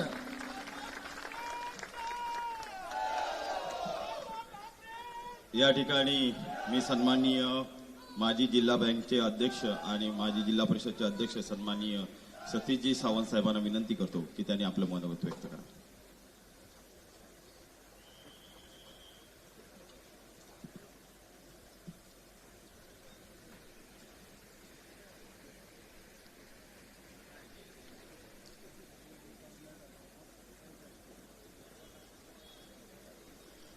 सन्माननीय राजन तेली यांच्या प्रचारार्थ आयोजित सभेला उपस्थित असलेले या शिवसेना पक्षाचे नेते, शिवसेना सचिव सन्माननीय राऊत साहेब, सन्माननीय ब्रिगेडियर सावंत साहेब, सन्माननीय प्रवीणभाई भोसले, सर्व महाविकास आघाडीचे सर्व मान्यवर पदाधिकारी, पत्रकार मित्र आणि बंधू भगिनींनो, मी काय आपला जास्त वेळ घेणार नाहीये, पण मला वाटतं गेले 15 वर्ष सन्माननीय केसरकर साहेब या मतदारसंघाचं नेतृत्व करतायत. सातत्याने सांगतात की महिलांना या ठिकाणी आर्थिक समृद्धी आली पाहिजे. या सावंतवाडी मतदारसंघात आम्ही कॅलिफोर्निया करतोय आणि मला वाटतं या 15 वर्षामध्ये एवढे उद्योगधंदे आणण्याचं, एवढं स्वप्न दाखवण्याचं काम त्यांनी केलं आहे. मला वाटतं एवढं जर त्यांनी काम केलं असतं तर मला वाटतं आज त्यांनी ज्या ज्या प्रवृत्ती विरुद्ध त्यांनी जी लढाई केली त्याच प्रवृत्तीची आज त्यांना हात मिळवणी करण्याची त्यांच्यावर वेळ आली नसती. आम्हाला या मतदारसंघात ते सांगत होते की ह्या नारायण राणे दहशतवादी आहेत. आज मला त्यांनी सांगावं त्यांच्या दहशतवादामध्ये कोणत्या पद्धतीने बदल झालेला आहे. आज तुम्ही एकदा त्यांचं नेतृत्व तुम्ही झिडकारलेलं होतं. 14 मध्ये असेल, 19 मध्ये असेल आणि 2024 मध्ये नारायण राणेंमध्ये कोणता बदल झालाय की तुम्ही त्यांचं नेतृत्व पुन्हा स्वीकारलेलं आहे. स्वतःच्या स्वार्थासाठी त्यांनी या ठिकाणी नेतृत्व स्वीकारलेलं आहे. आज तुम्ही उद्धवजींच्या पाठीत खंजीर खुपसून आज या सावंतवाडी मतदारसंघाचा जो विश्वासघात केलाय त्या विश्वासघाताचं उत्तर उद्याच्या 20 नोव्हेंबरला तुम्हाला मशाली समोरचं बटन दाबून त्याचं उत्तर तुम्हाला निश्चित मिळणार आहे. एवढी आश्वासनं दिली आहेत. मी जास्त काही बोलणार नाहीये.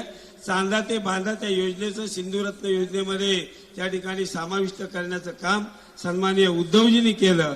मला वाटतं ती योजना सर्वसामान्य शेतकऱ्यांना अत्यंत चांगली होती, पण सन्माननीय केसरकर साहेब यांच्या प्रशासकीय कमतरतेमुळे आज ही योजना जिल्ह्यामध्ये चांगली आणि प्रभावीपणे ते राबवू शकले नाहीये.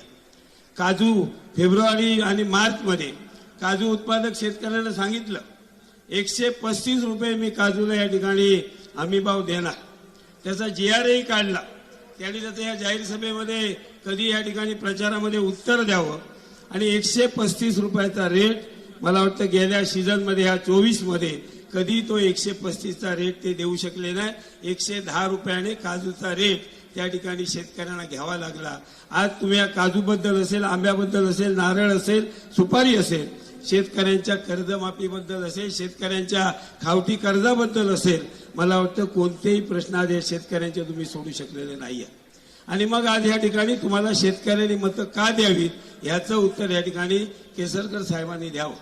आज तुम्ही शिक्षण मंत्री झाले. आमचे सन्माननीय कोळी साहेबांनी सांगितलं शिक्षण मंत्री झाल्यानंतर आम्हाला वाटलं होतं चांगली या ठिकाणी जिल्हा परिषदेच्या शाळा सुधारतील. ज्या पद्धतीने दिल्लीला केजरीवालनी त्या ठिकाणच्या असलेल्या शाळा सुधारण्याचं काम केलं. 650 GR. राऊत साहेब मला वाटतं एकमेव शिक्षण मंत्री असतील की आजपर्यंतच्या शिक्षण मंत्र्यांनी कमी कालावधीत कधी एवढे GR काढले नाही. एवढे GRचा उच्चांकी आज जी काय नोंदणी असेल ती केसरकरांच्या नावावर जाते. पहिल्या GRला दुसरा संबंध नाही, दुसऱ्याला तिसरा नाही, अशा पद्धतीने त्यांनी GR काढण्याचं काम केलं आणि या जिल्हा परिषदेच्या शाळेचं वाटोळं लावण्याचं काम खऱ्या अर्थाने कोणी केलं असेल त्या शिक्षण मंत्र्यांनी केलं. आज ह्याच मतदारसंघामध्ये D.Ed आणि B.Ed झालेले मला वाटतं प्रचंड असंख्य या ठिकाणी बेरोजगार आहेत. एक मंत्रिमंडळामध्ये जर केसरकरांनी निर्णय आणला असता की TETची परीक्षा आम्हाला मान्य, RT ऍक्ट प्रमाणे ती TETची परीक्षा घ्यावीच लागणार, पण आज या जिल्ह्यामध्ये 650 जे शिक्षकांची भरती झाली त्याच्यामध्ये 600 शिक्षक हे परजिल्ह्यातील परजिल्ह्यातले आहेत. हे पाप तुम्ही या ठिकाणी केसरकर साहेब कधी फेडणार? मंत्रिमंडळामध्ये एक निर्णय आणला असता की TETची परीक्षेचं मेरिट लिस्ट हे जिल्ह्याप्रमाणे जर लावलं असतं तर मला वाटतं निश्चित आपल्या जिल्ह्यातील एकही D.Ed B.Ed या ठिकाणचा बेरोजगार नोकरीपासून वंचित राहिला नसता. आणि म्हणून मी राजन तेली तुम्हाला सांगतोय, उद्या तुम्ही विधानसभेमध्ये जाणार आहात, हा प्रश्न तुम्ही विधानसभेमध्ये उठवा आणि आपल्या जिल्ह्याचं मेरिट लिस्ट आपल्या जिल्ह्याप्रमाणे मेरिट लिस्ट लागलं तर मला वाटतं धुळे, नंदुरबार, गडचिरोलीचे शिक्षक आपल्या जिल्ह्यामध्ये नोकरीला लागणार नाही. ह्याची खात्री तुम्ही या विधानसभेमध्ये घेण्याची जबाबदारी तुम्ही घ्या. शेवटी हे डीएड आणि बीएड झालेले जे आहेत त्यांच्या आई वडिलांचे अश्रू असतील, त्यांचे आशीर्वाद आम्हाला या ठिकाणी पावत नाही आहे. आज या ठिकाणी केसरकर साहेबांनी ज्यांचं नेतृत्व स्वीकारलंय, राणे साहेबांचं, आज त्यांच्या मुलाने या जिल्ह्यामध्ये जवळजवळ 7,500 दूध उत्पादक शेतकरी आहेत. त्या कणकवलीच्या आमदार नितेश राणेने जवळजवळ दूध उत्पादक शेतकऱ्यांचे 2,78,00,000 रुपये, जिल्हा बँकेचा अध्यक्ष असतेवेळी मी त्याचा साक्षीदार आहे, वारंवार त्यांनी सांगितलं मी देणार. आपल्या सावंतवाडीतील मडुरा असेल, बांदा असेल, अशा बऱ्याचशा दुग्ध संस्था आहेत, दूध उत्पादक शेतकरी आहेत, दूध उत्पादक वाहतूक करणारे सुद्धा खाजगी वाहतूकदार आहेत. या सर्वांचे 2,78,00,000 रुपये राणे कुटुंब देणं लागतंय. या मतदारसंघात जर तुम्ही राणे साहेबांना प्रचाराला आणत असाल केसरकर, तर नारायण राणेंना हे 2,78,00,000 रुपये हे 18 नोव्हेंबर पूर्वी द्यायला सांगा आणि नंतर तुम्ही मतं मागायला त्यांना घेऊन जा. आज ही परिस्थिती जी आहे आणि म्हणून तुम्हाला एकच सांगतोय की आज महाविकास आघाडी आज ह्या राज्यामध्ये जवळजवळ 180च्या वरती जागा आपल्या महाराष्ट्रामध्ये निवडून येणार आहे आणि त्यामध्ये सन्मान्य आमचे मित्र हे राजन तेली त्यामध्ये आमदार असणं हे तुमच्या आमच्या दृष्टिकोनातून अत्यंत महत्वाचं आहे. आणि म्हणून उद्याच्या 20 नोव्हेंबरला ही निवडणूक अत्यंत गाफील राहू नका. या निवडणुकीमध्ये आपलं चिन्ह मशाल आहे आणि म्हणी घरोघरी जाऊन मशालीच्या समोरचं बटन कसं दाबलं जाईल ह्या दृष्टिकोनातून सर्व कार्यकर्त्यांनी जर जागरूकपणे काम केलं तर मी तुम्हाला सांगतो 23 नोव्हेंबरला जो रिझल्ट लागेल यामध्ये 50 खोके असू नये तर किती खोके असू दे यांचा पराभव झाल्याशिवाय राहणार नाही, अशा प्रकारची भावना व्यक्त करतो आणि सन्माननीय राजन तेलींना या ठिकाणी मी शुभेच्छा देऊन थांबतो. जय हिंद, जय महाराष्ट्र.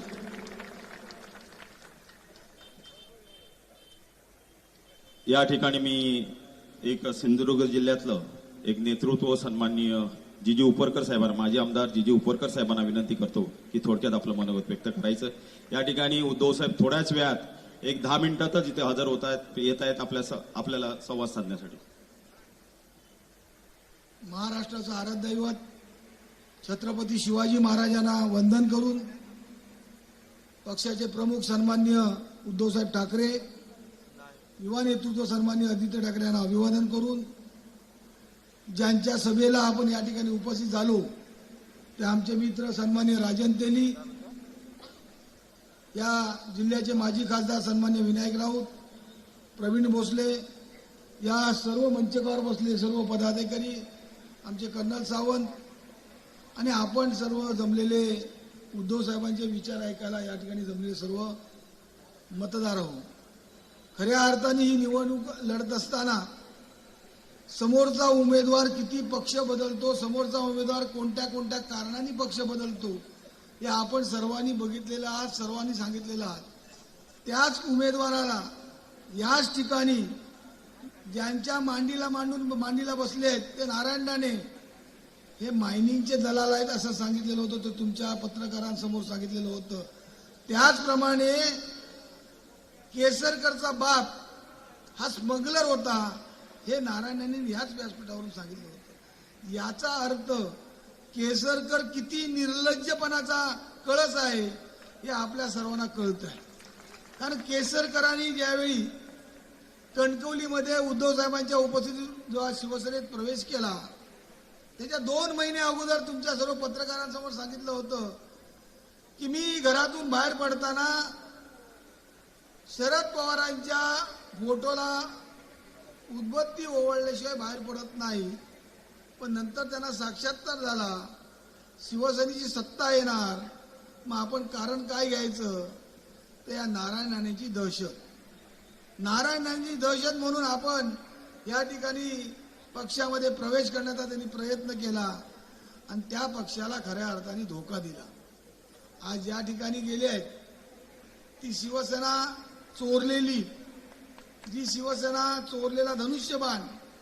आणि आज या ठिकाणी खऱ्या अर्थाने आपण सर्व जिल्ह्यातल्या लोकांनी या शिंदे सेनेला पण संपवलं पाहिजे आणि त्या ठिकाणी दुसरं एक कार्टून उभं आहे त्याला पण संपवलं पाहिजे. कारण हे जी लोक सर्व जिल्ह्याला कलंक झालेला आहे.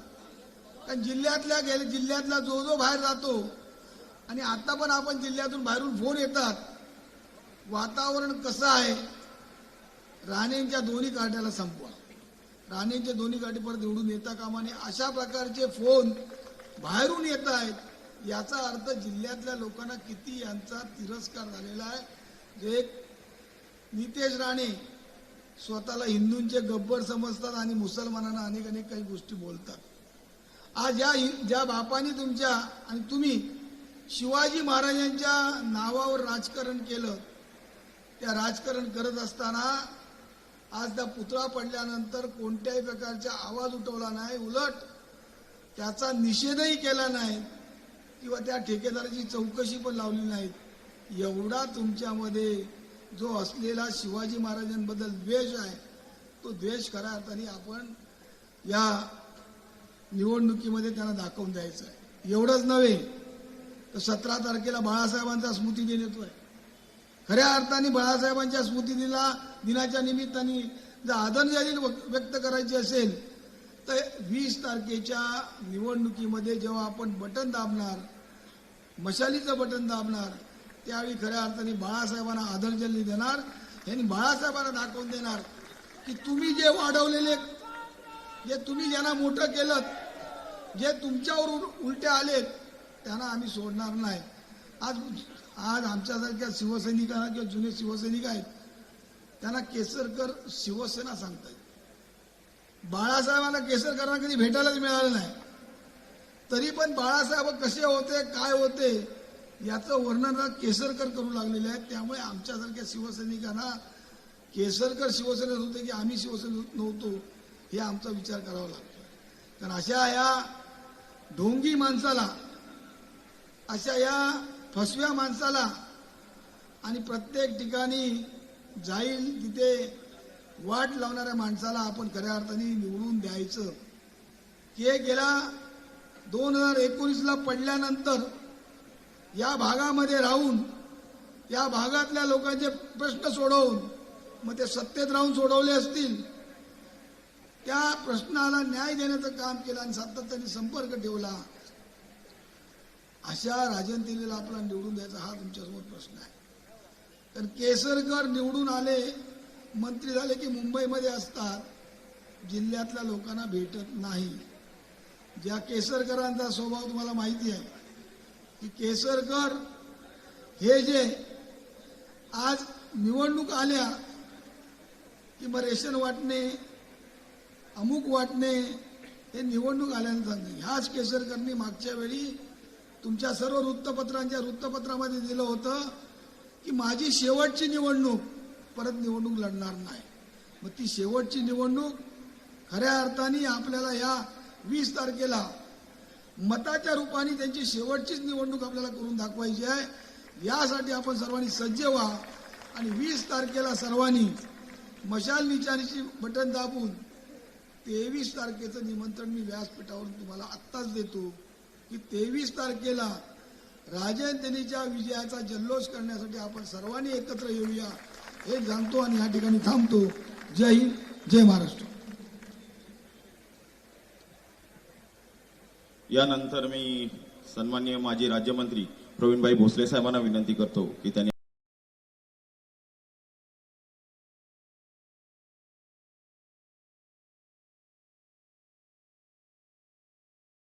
आपलं मनोगत व्यक्त. आपल्याला योग्य असे उमेदवार निवडून देण्यासाठी मार्गदर्शन करण्यासाठी थोड्याच वेळात उद्धव बाळासाहेब ठाकरे साहेब येणार आहे.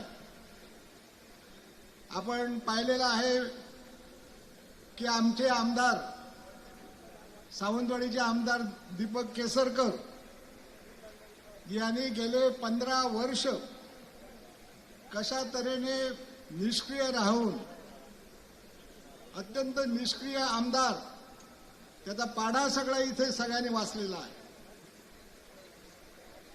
गोड बोलणं आणि खोटं बोलणं हे सातत्याने त्यांनी केलं आणि या सावंतवाडीच्या भूमीमध्ये ते गेले 15 वर्ष पचलं त्यांना. पण या वेळेला त्यांना या गोष्टी पचायला देता कामा नये. इथे त्यांच्या सगळ्या कर्मांचा पाडा वाचला गेला, सगळ्या कर्मांचा पाडा वाचला गेला. मी आमचे उद्धव बाळासाहेब ठाकरे, त्याचप्रमाणे आमचे नेते शरदराव पवार साहेब, राष्ट्रीय काँग्रेसचे अध्यक्ष आमचे राहुलजी गांधी आणि आमचे खासदार, आमचे नेते सन्माननीय विनायकजी राऊत यांना मनस्वी धन्यवाद देतो की त्यांनी अगदी योग्य विचार करून सन्माननीय राजन तेली यांना या सावंतवाडीची उमेदवारी दिलेली आहे. 15 वर्ष निष्क्रिय, त्याच्यामुळे राजनभाई आता तुमच्यावर मोठी जबाबदारी आलेली आहे, फार मोठी जबाबदारी. आणि ती सगळी मी आता ज्यांची नावं घेतले राष्ट्रीय आमचे जे नेते आहेत ते कदापि चुकणार नाहीत. अशा तऱ्हेचे योग्य उमेदवार आपल्याला, एक अनुभवी उमेदवार जिल्हा परिषदेचे अध्यक्ष राहिलेले आहेत, जिल्हा बँकेचे अध्यक्ष राहिलेले आहेत, आमदार म्हणून सुद्धा त्यांनी काम केलेलं आहे. अशा तऱ्हेचा एक तरुण तडफदार विचारी आणि या सगळ्या म्हणजे जे निष्क्रियता या सावंतवाडी मतदारसंघातून जी दूर करायची, विकास कामांची असेल, त्याचप्रमाणे अनेक ज्या काही गोष्टी ते व्हायला पाहिजे त्या कित्येक वर्ष झाल्या नाहीत, या सगळ्या करण्याची जबाबदारी आमचे खासदार विनायकजी राऊत साहेबांनी या सगळ्या नेत्यांच्या माध्यमातून, आमच्या सगळ्या पक्षांच्या, राष्ट्रवादी काँग्रेस असेल, शिवसेना असेल, या सगळ्यांच्या माध्यमातून राजनभाई तेलींच्याकडे दिलेली आहे. माझी खात्री आहे की या विश्वासाला ते निश्चितपणे प्रतिसाद देतील आणि आपली जी काय अनेक वर्षाची कामं जी थांबलेली आहेत ती सगळी सुरू होतील.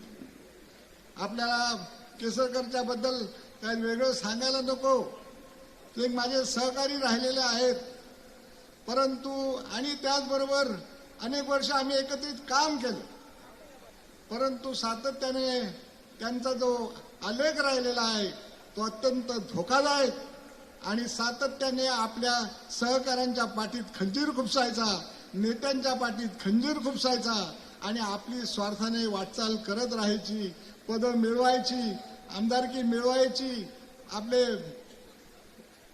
मंत्रिपदं मिळवायची आणि त्या बाबतीत तो हुशार, अगदी हुशारीने मंत्रिपद मिळवतो. आम्हाला मंत्री झाला म्हणून वाईट वाटण्याचं कारण नाही. मी अनेक वेळा सांगितलं आमचे कोण दुश्मन नाही, केसरकरही आमचा दुश्मन नाही, परंतु त्याचे जे गुण आहेत, त्याची जी प्रवृत्ती आहे त्याचा मात्र आम्ही निषेध करतो, त्याचा आम्ही विरोध करतो आणि त्याला या मतदारसंघातून आपण सर्वांनी कायमचा दूर केला पाहिजे, अशा तऱ्हेची आग्रहाची विनंती मी आपल्याकडे करतो. सन्माननीय शरद पवार साहेबांचं प्रेम या सिंधुदुर्ग जिल्ह्यावर अनेक वर्ष राहिलेलं आहे आणि आजही आहे. शरद पवारांनी आपल्यासाठी काय केलं नाही अशा तऱ्हेचा प्रश्न मी माझ्या मनामध्ये आणि तुम्हाला सगळ्यांना त्याची जाणीव आहे.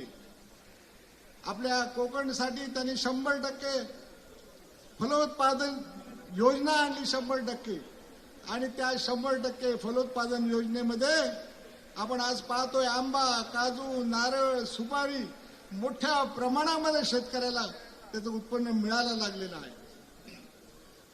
हे मिळत असलेल्या उत्पन्नाला आज शेतकरी भाव मागतो आहे. काजूला भाव द्या, सुपारीला भाव द्या, आंबा आमचा परदेशात कसा जाईल, त्याच्यावर अनेक निर्बंध या लोकांनी लावलेले आहेत.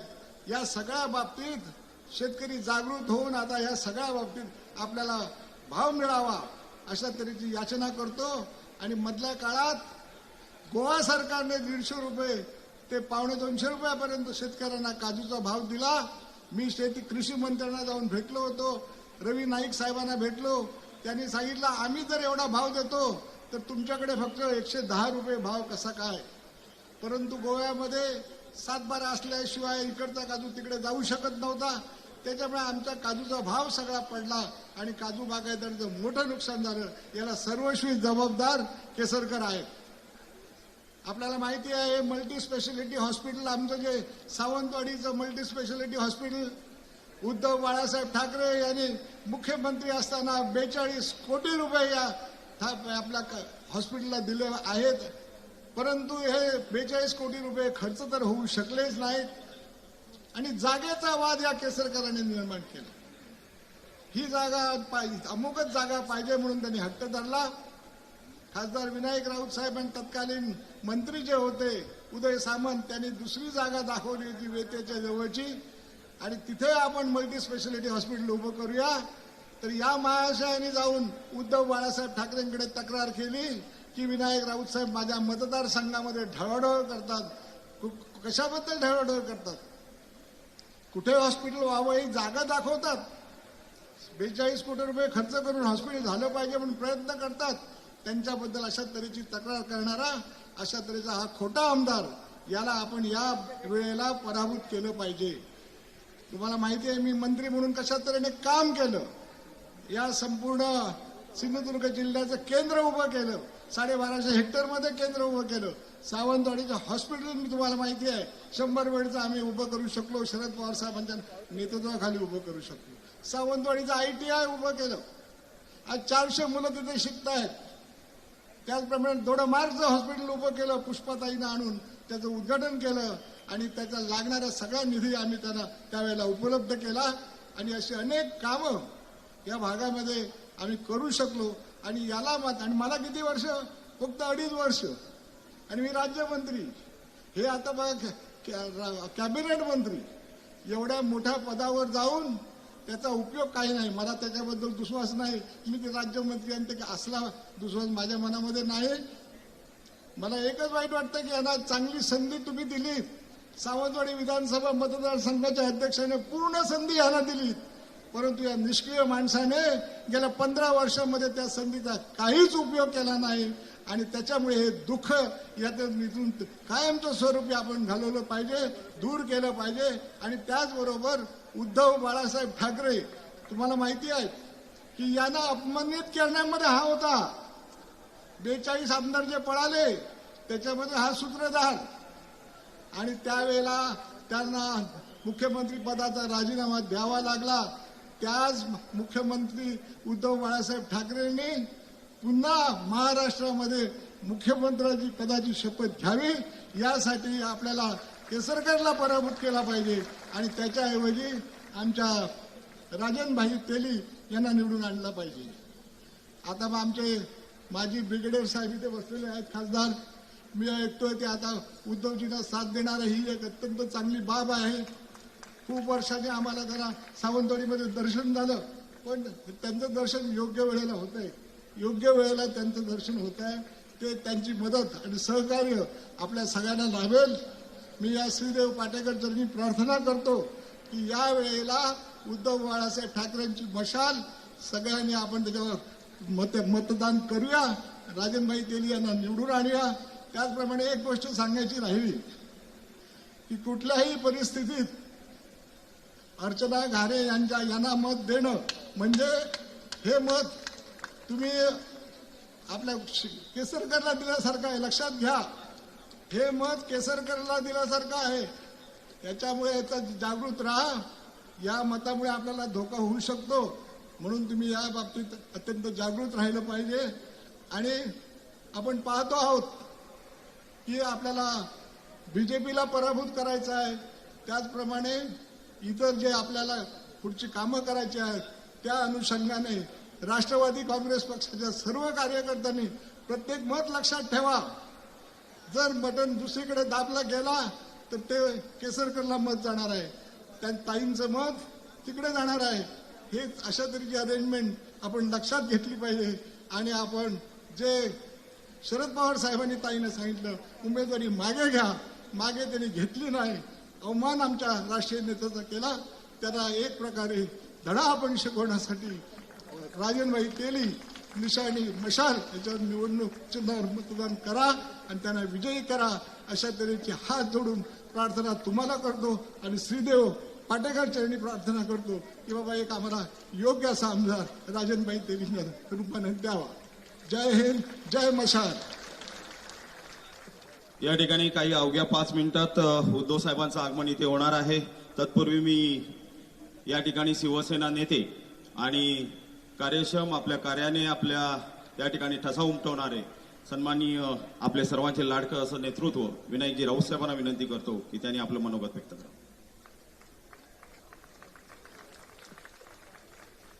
आदरणीय प्रवीणभाई भोसले, या सावंतवाडी विधानसभा मतदारसंघाचे तुमच्या मनातले आणि मतदारसंघाच्या हक्काचे आमदार म्हणून ज्यांच्याकडे आपण पाहतोय ते माननीय राजन तेली यांच्या प्रचाराच्या निमित्ताने प्रथमच पुन्हा एकदा शिवसेना आणि महाविकास आघाडीच्या या व्यासपीठावर उपस्थित असलेले ब्रिगेडियर आणि सैनिकांचे नेते म्हणून ज्यांचा उल्लेख करायला पाहिजे ते आदरणीय सुधीर सावंत साहेब, माननीय रिशादभाई, सर्वच व्यासपीठावरील सर्वच सन्माननीय पदाधिकारी, उपस्थित पत्रकार आणि बंधू भगिनींनो, प्रवीणभाई तुमचं खरोखरच आम्ही मनापासून आभार व्यक्त करतो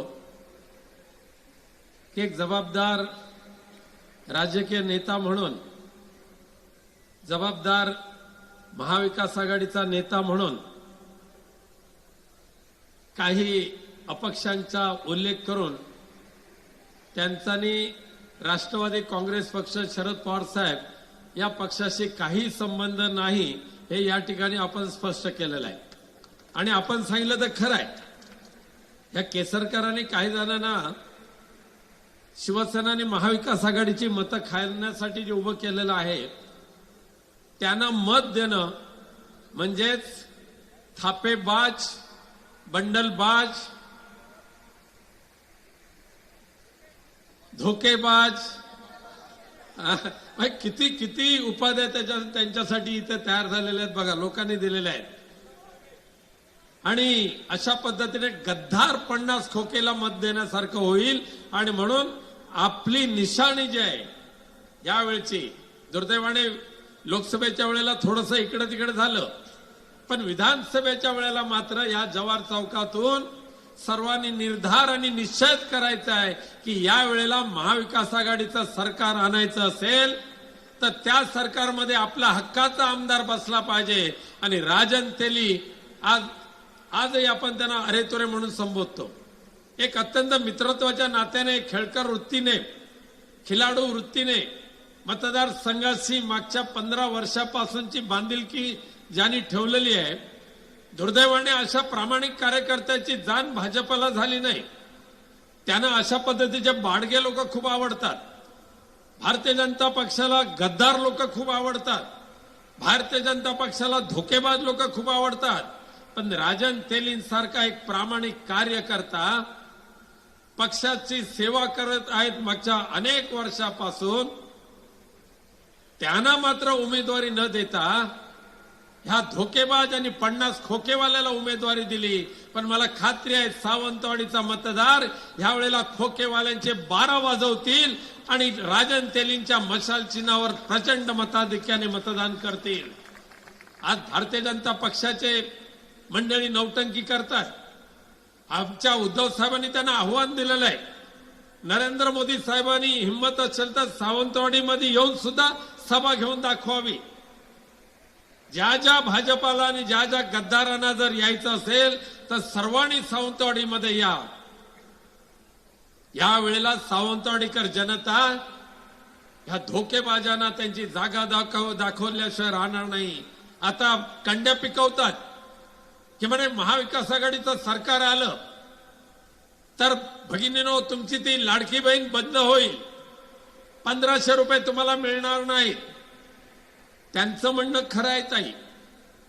केवळ 1500 रुपयाची भीक घालून आमच्या भगिनींचं परमपूज्य बाबासाहेब आंबेडकरांनी दिलेलं पवित्र मत हे विकत घेण्याचा दुष्ट विचार जर ज्या भाजपाने ज्या शिंदे सरकारच्या मनामध्ये आले ना, त्यांना सांगा ही 1500 रुपयाची भीक आम्हाला नको आहे. महागाई वाढत चालली, डिझेल पेट्रोल वाढलेत, तांदूळ महाग झाला, गहू महाग झाले, साखर महाग झाली, गोडे तेल महाग झाले. महागाईने जीवन उद्ध्वस्त होत चाललं असताना 1500 रुपयाची भीक द्यायची आणि मतदान करा म्हणायचं. त्यांना बेशकपणे सांगून टाका तुमच्या 1500 रुपयाच्या भिकेऐवजी महाविकास आघाडीचं सरकार आल्यानंतर माननीय उद्धवजी ठाकरे, माननीय शरद पवार साहेब, माननीय राहुल गांधीजी यांच्या महाविकास आघाडीने पंचसूत्रीच्या माध्यमातून जो आम्हाला शब्द दिलेला आहे, होय, महाविकास आघाडी सरकारमध्ये आल्यानंतर पहिल्या कॅबिनेटमध्ये भगिनीच्या सन्मानार्थ महालक्ष्मी भगिनी सन्मान योजना जाहीर केली जाईल आणि प्रत्येक भगिनींना 3000 रुपये त्यांच्या खात्यात रोख जमा केले जातील. आताच्या गद्दार लोकांनी काय केलं? फक्त या महाराष्ट्रामध्ये पात्र असलेल्या 3 कोटी भगिनी होत्या, पण त्यांच्यापैकी फक्त 1.25 कोटी भगिनींना 1,500 रुपये दिले, बाकीच्यांना नाकारलं.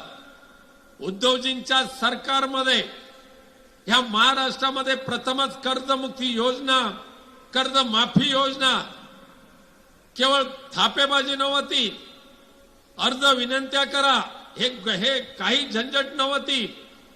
जो पात्र थकीत कर्जदार आहे ना शेतकरी, त्या प्रत्येक शेतकऱ्याच्या खात्यावर थेट 2 लाख रुपये जमा झाले होते. शेतकऱ्यांनी फक्त बँकेमध्ये अंगठा लावायचा, तुमच्या खात्यामध्ये पैसे जमा. आता भविष्यामध्ये सुद्धा 3 कोटी भगिनींना महाराष्ट्रातल्या महालक्ष्मी भगिनी सन्मान योजनेच्या माध्यमातून दरमहा 3000 रुपये दिले जातील. पण त्याचबरोबर त्यांच्या घरातले ज्येष्ठ नागरिक जे आहे, ज्यांना हलाखीचं जीवन जगावं लागतंय, उपजीविकेचं कोणतं साधन नाही, त्या आमच्या 65 वर्षावरील सर्व ज्येष्ठ नागरिकांना दर महिन्याला 6000 रुपये देण्याचा शब्द आमच्या महाविकास आघाडीने दिलेला आहे. आणि केवढा गमजा मारतात म्हणे आम्ही मुलींना मोफत शिक्षण दिलेलं आहे. हिम्मत असेल तर भारतीय जनता पक्षाच्या नेत्यांनी, गद्दारांच्या पुढाऱ्यांनी आणि जॅकेटवाल्या अजितदादांनी सांगावं, आज महाराष्ट्रातल्या कोणत्या मुलीला तुम्ही शिक्षणाची फी माफी केलेली आहे? एकाही मुलीला फी माफी केलेली नाही. केवळ घोषणा केली. फी माफी करण्याचा GR निघालाय 2025च्या नंतर, पण आमच्या महाविकास आघाडीने आपल्याला शब्द दिलेला आहे,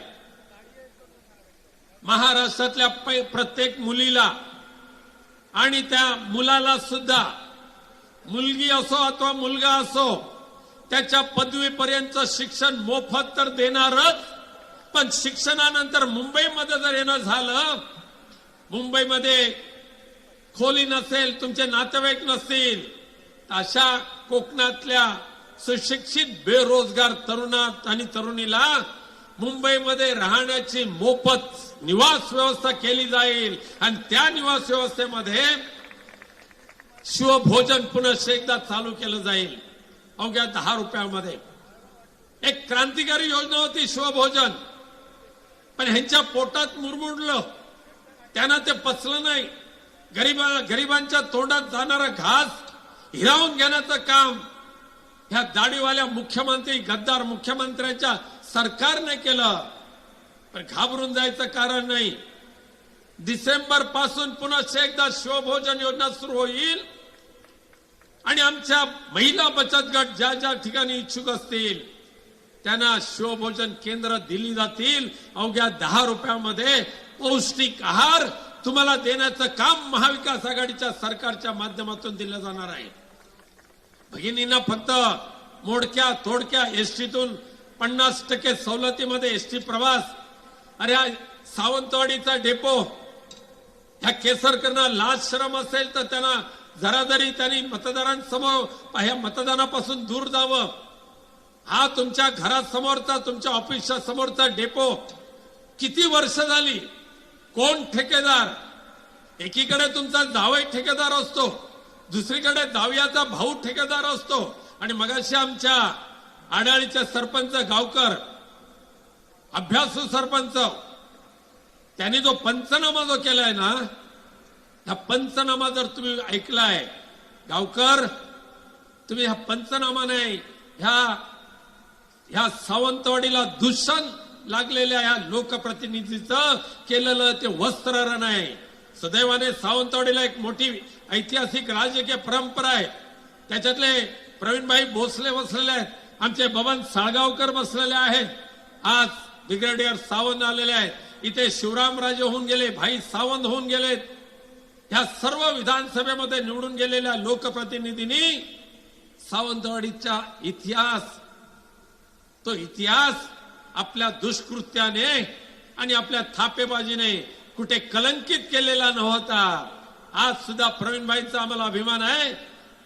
या सिंधुदुर्ग जिल्ह्याला खरं रूप जर प्राप्त करून दिलं असेल, सिंधुदुर्ग जिल्ह्याचं अस्तित्व जर कोणी निर्माण केलं असेल तर ते प्रवीणभाई तुम्हीच निर्माण केलेलं आहे. आणि सिंधुदुर्ग नगरी जी उभी केलेली आहे ती प्रवीणभाई भोसलेंच्या माध्यमातून उभी झालेली आहे. पण हे उद्धव साहेबांनी सावंतवाडीकरांच्या सेवेसाठी मल्टी स्पेशालिटी हॉस्पिटल सुरू केलं, पैसे निधी मंजूर केला, 100 कोटी रुपये मंजूर केले. पण आपल्या मालवणी भाषेमध्ये म्हणतात ना, एकदा थप्पी मारून बसला माणूस की उठत नाही. दर महिन्याला मल्टी स्पेशालिटी हॉस्पिटलचा नारळ फोडतात, शेकडोनी नारळ फुटले गेले केसरकरांचे. परंतु सावंतवाडीकरांच्या जीवनाशी खेळण्याचा डाव रचलेल्या या कपटी माणसाने आजही आपलं मल्टी स्पेशालिटी हॉस्पिटल होऊ दिलं नाही. राजांनी प्रस्ताव दिला, तो मंजूर करू म्हणून राजांना फक्त आश्वासन द्यायचं. परंतु आज या सावंतवाडीकरांना उद्धवजी शब्द देतील, येत्या वर्षभराच्या आत सावंतवाडीचं मल्टी स्पेशालिटी हॉस्पिटल सावंतवाडीकरांना विश्वासात घेऊन सुरू केल्याशिवाय आम्ही स्वस्थ बसणार नाही, हा शब्द या ठिकाणी उद्धव साहेबांच्या माध्यमातून देतोय. प्रश्न तर अनेक आहेत. काजूला भाव आपल्या मिळत नाही, काजूला हमी भाव मिळा, भात उत्पादक शेतकऱ्यांना भात खरेदी केंद्र सुरू करा, त्या भाताला योग्य भाव द्या, भाताला बोनस द्या. गोव्याच्या धर्तीवर आमच्या काजूला हमखास भाव द्या, ही मागणी काजू व्यापारी करतायत. आमच्या बोंडूला भाव नाही, आमच्या काजूला भाव नाही. व्यापाऱ्यांच्या भल्यासाठी गेल्या वर्षी ज्या पद्धतीने अनुदान दिलं गेलं त्याचा फायदा काजू उत्पादक शेतकऱ्यांना मिळाला नाही. त्याचा फायदा परप्रांतीय काजू खरेदी करणाऱ्या दलालांना मिळाला. आणि म्हणून परप्रांतीय दलालांची दलाली करणारं हे भाजपचं सरकार, गद्दारांचं सरकार, हे आता महाराष्ट्रातून हाकलून लावण्याशिवाय पर्याय नाही. आमच्या भगिनींना केवळ एसटी नव्हे तर मुंबईमध्ये गेल्यानंतर बेस्ट असेल, पुण्यामध्ये गेल्यानंतर पुण्याची PMLY सेवा असेल, ठाण्यामध्ये गेल्यानंतर TMT असेल, ज्या ज्या ठिकाणी स्थानिक स्वराज्य संस्थांच्या वाहतूक सेवा आहेत ना, त्या प्रत्येक वाहतूक सेवेतून महाराष्ट्रातल्या सर्व भगिनींना मोफत प्रवास कायमस्वरूपी करण्याची सवलत आमच्या महाविकास आघाडीच्या माध्यमातून पंचसूत्री कार्यक्रमाच्या माध्यमातून दिले गेलेले आहे. आता गॅस झाला 1200 रुपये आणि म्हणतात 1500 रुपये घ्या. 1500 घ्यायचे आणि 1200 रुपयाचा गॅस, 4 नाळं घेतलं की 100 रुपये झाले 1300 रुपये. मटणाच्या दुकानात गेलं 800 रुपये गेले, राहिले 100 रुपये, 150 रुपये. गरम मसाला आणि बाकी काय शिल्लक गेलं ते. अरे असल्यात हे करण्यापेक्षा आज महागाईवर नियंत्रण आणण्याची गरज आहे. आणि म्हणून आमच्या महाविकास आघाडीच्या सरकारने निश्चय केलेला आहे, तुमच्या सगळ्यांच्या आशीर्वादाने ज्या वेळेला 26 नोव्हेंबरला महाविकास आघाडीच्या माध्यमातून मंत्रिमंडळ स्थापन होईल ना, त्यावेळेला त्या मंत्रिमंडळातला पहिला निर्णय असेल की 5 जीवनावश्यक वस्तूंचे भाव स्थिर ठेवण्याचा शब्द उद्धव साहेबांनी आणि महाविकास आघाडीच्या सरकारने दिलेला आहे. गहू असेल, तुरडाळ असेल, साखर असेल, गोड तेल असेल किंवा तांदूळ असेल, 5 जीवनावश्यक वस्तूंचे भाव पुढची 5 वर्ष स्थिर ठेवण्याचा शब्द ज्या महाविकास आघाडीच्या सरकारने आपल्या कुटुंब प्रमुखांच्या वचननाम्यामध्ये दिलेला आहे आणि जो शब्द देतो त्याचं पालन करतो. स्वराज्य संस्थापक राजा छत्रपती शिवाजी महाराजांचा जय असो. माननीय उद्धवजी ठाकरे साहेबांचं या ठिकाणी आगमन झालेलं आहे. त्यांचं पण प्रचंड टाळ्याच्या कडकडामध्ये स्वागत करा. शेतकऱ्यांचे कैवारी आदरणीय पक्षप्रमुख माजी मुख्यमंत्री श्री उद्धव बाळासाहेब ठाकरे यांचा आवाज कुणाचा? जिंदाबाद जिंदाबाद. उद्धव साहेब तुम आगे बढ़ो, हम तुम्हारे साथ हैं. गली गली में शोर है, गली गली में शोर है. ये पक्का सरकार चोर है. उद्धव साहेब तुम आगे बढ़ो. बंगाल को के, बंगाल को के, एकदम ओके. बंगाल को के.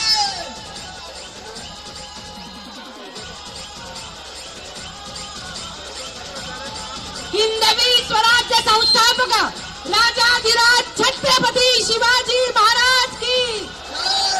कोण आला रे, कोण आला? हिंदू हृदय सम्राट सरसे छत्रपती शिवाजी.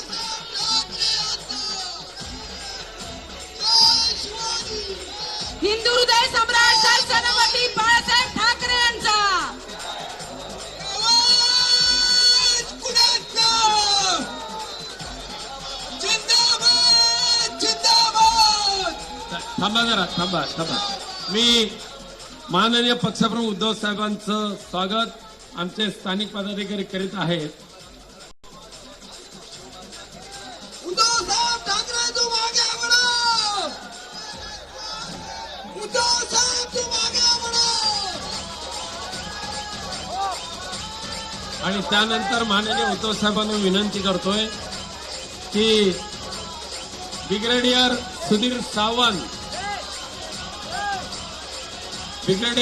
सावंत सैनिकांच्या संघटनेचे नेते सुधीर सावंत यांचं शिवबंधन बांधून शिवसेनेमध्ये स्वागत करायचं आहे.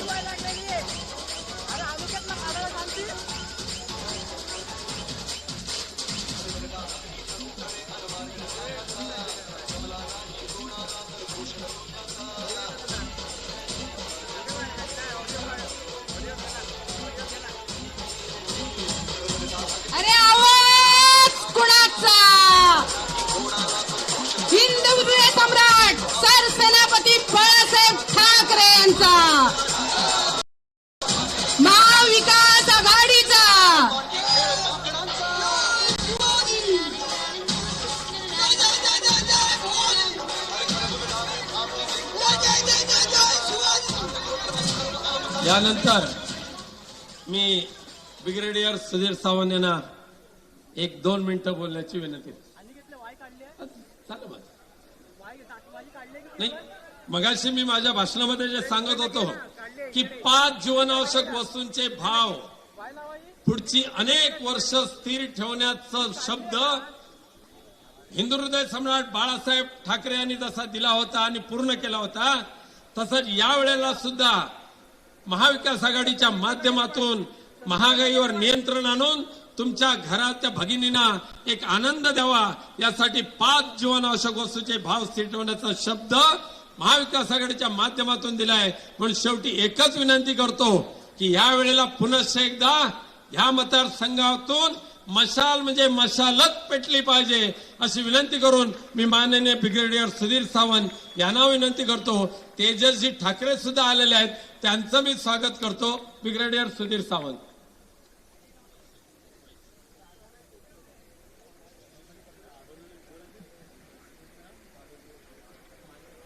आज मी शिवबंधन बांधलेलं आहे.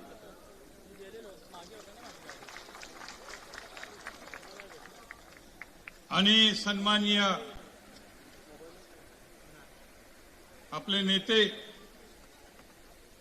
उद्धव बाळासाहेब ठाकरे यांच्याबरोबर काम करणार आहे आणि असं कुठलंही काम माझ्या हातून होणार नाही जे पक्षाला लाजिरवाणं असेल. उलट असंच काम करू जेणेकरून पक्ष फार मोठा होत जाईल. आता उद्धव बाळासाहेब ठाकरे यांनी जे केलं आहे ते महाराष्ट्रात कुणीच करू शकलं नाही. कारण इकडे अनेक लोकांना जवळ करून एक केलं. एक नवीन महाराष्ट्र निर्माण करण्याची दिशा त्यांनी आपल्या सर्वांना दिलेली आहे. मी पूर्वी काँग्रेसमध्ये होतो, पण त्यावेळी नारायण राणे म्हणाले की आम्ही काँग्रेसमध्ये येणार आहे आणि मी ते जाहीर केलं. त्यावेळेला माझ्यावर अनेक लोकांनी राजापूर कोर्टामध्ये येऊन दगडफेक आणि मारामारी करण्याचा प्रयत्न केला, पण आम्ही ज्यांनी आमच्यावर दगडफेक केला त्यांना माफ केली. कारण तो जो माणूस होता जो हे दहशत गुंडागर्दी या कोकणामध्ये माजवली आहे तो एकच आहे, नारायण राणे. आणि तेव्हापासून आता पूर्ण विरोध करण्याचा त्यांना आम्ही काम करत आहोत. आणि म्हणून जे जे या दहशतवादाला विरोध करतात, जे जे कोकणाला समृद्ध करतात, जे जे कोकणातल्या लोकांसाठी चांगलं काम करतात, त्यांच्यावर जाण्याचा माझा निर्धार हा पक्का आहे. म्हणून ते काँग्रेसमध्ये आल्यावर मी काँग्रेसचा राजीनामा दिला आणि तेव्हापासून कुठल्याही राजकीय पक्षामध्ये काम करण्याची इच्छाही झाली नाही. पण आता मी बघतोय स्टेजवर उद्धव साहेबांनी आमचे सगळे जुने मित्र, जेव्हा मी राजकारणात आलो त्यावेळी जे विरोधक होते आणि जे बरोबर होते प्रवीण भोसले सारखे, या सर्वांना एकत्र करून एक नवीन शक्ती या कोकणामध्ये निर्माण केलेली आहे. अशी शक्ती निर्माण केलेली आहे की दुसरा कोणी विरोधक उभाच राहू शकणार नाही. आणि ज्या लोकांनी अनेक लोकांना फसवलंय, गद्दारी केलेली आहे, या लोकांना सुद्धा चांगला धडा शिकवण्याचं काम इथे होणार आहे. छत्रपती शिवाजी महाराजांना आपण सगळं मानतो, त्यांच्यासाठी आम्ही तर लढलेलो मराठा रेजिमेंटचे लोक. तो पुतळा तिकडे बांधत होते त्यावेळेला मी गेलो आणि नेव्हीला सांगितलं की इथे बांधू नका, कारण इथे मच्छीमारांची जागा आहे, इथे बंदर होत आहे. पण त्यांनी इतकी जिद्द केली, इतकी जबरदस्ती केली की तो पुतळा तिथेच बांधला आणि तो पडला. ह्याची लाज देखील वाटलेली नाही. एवढी मोठी दुर्घटना या महाराष्ट्रात घडलेली आहे, त्याची सजा एकच आहे की या सर्वांनी घरी जावं आणि बाकी लोकांना सुटका द्यावी की ते चांगलं काम करू शकतील आणि असा पुतळा बांधता येईल उद्धव साहेबांच्या तर्फे जो कायम राहील, लोकांचा सन्मान तिथे होईल, अशा प्रकारचं काम आपल्याला करायचं आहे. मी आता फार थोडं बोलणार होतो, याचं कारण आपण उद्धव बाळासाहेब ठाकरे यांचं ऐकायला आलेलो आहोत. बाळासाहेब ठाकरेंनी माझ्यावर फार प्रेम केलं, मला फार साथ दिली आणि ही गोष्ट मी पुढे सांगणारच आहे.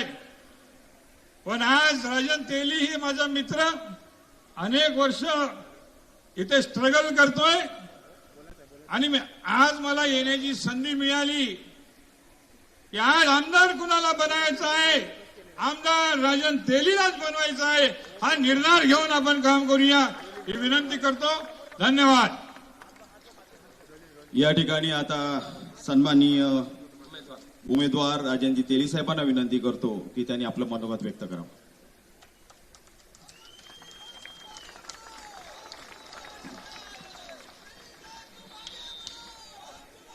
आदरणीय पक्षप्रमुख उद्धव ठाकरे साहेब,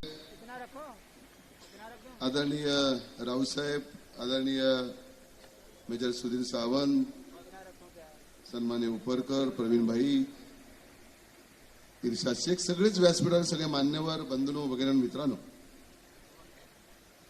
आज साहेब तुमच्या आगमनाने सगळीकडेच एक उल्हासाचं वातावरण या ठिकाणी आहे.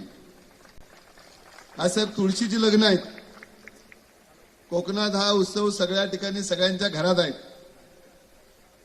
पण आपल्याला पुढच्या काळात वेळ नव्हता आणि म्हणून आपल्या प्रेमापोटी, शिवसेनेच्या प्रेमापोटी सगळी मंडळी या ठिकाणी आलेत. मी मनापासून तुमचं सगळ्यांचं स्वागत करतो. आज खऱ्या अर्थाने साहेब 3-4 गोष्टी इथं प्रामुख्याने व्हायच्या आहेत. मी काय केसरकरांवर पुन्हा टीका करणार नाहीत. आपलं 15 दिवस सगळं काम झालेलं आहे. इथल्या वक्त्यांनी बऱ्याच गोष्टी या ठिकाणी सांगितलेल्या आहेत. केसरकर कसे निष्क्रिय आहेत हे सांगितलेलं आहे. सर, आपल्याला या लोकांसाठी 3-4 गोष्टी प्रामुख्याने कराव्या लागतील. त्यातली पहिली गोष्ट आरोग्याची. आजही 38 वर्ष झाली आमचा रत्नागिरी जिल्हा स्वतंत्र होऊन, तरी 38 वर्षात साहेब डॉक्टर पण या ठिकाणी नाही. 75% पेशंट हे गोव्यात पाठवावे लागतात. अशा प्रकारची हालत ही आमची या ठिकाणी झालेली आहे. आणि म्हणून आपण मुख्यमंत्री असताना या ठिकाणी 38 कोटी रुपये मल्टीपर्पज हॉस्पिटलसाठी दिलेले होते. 7.5 वर्ष झाली त्या हॉस्पिटलचं भूमिपूजन करून, तरी पण आज तिकडे हॉस्पिटल सुरू झाले नाही. साहेब, आपल्याला विनंती आहे की इथल्या जनतेला आपण या ठिकाणी हॉस्पिटलचा प्रश्न सोडावाच लागेल आणि आपण त्या ठिकाणी तशा प्रकारचे प्रयत्न करावे. साहेब, दुसरा विषय आहे की इथं रोजगाराचा प्रश्न गंभीर आहे. जवळजवळ 25,000 मुलं मुली या ठिकाणी जातात गोव्याला आणि एवढी भयानक परिस्थिती आहे की आजूबाजूची सगळी मंडळी जे जातात त्याही 5-7 हजार लोक अपडाऊन करतात. साहेब, महिन्यातून एखादा ऍक्सिडेंट असा होतो की तो तरुण त्या ठिकाणी जागेवर जातो. एवढी वाईट परिस्थिती या ठिकाणी आहे. आढाळी MIDC झाली 2013ला. आज मितीपर्यंत तिथले एक सुद्धा दगड तेकड लागलेला नाही. आम्ही त्या ठिकाणी सुरुवातीच्या काळात 3 वर्षापूर्वी एक मोर्चा काढला. मला शोकत नोटीस पण त्या ठिकाणी आली.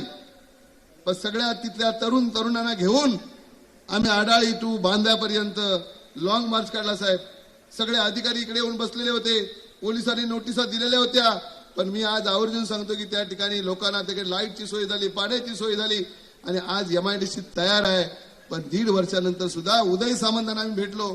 त्यानं सांगितलं की तुम्ही एखादी उद्योग परिषद घ्या.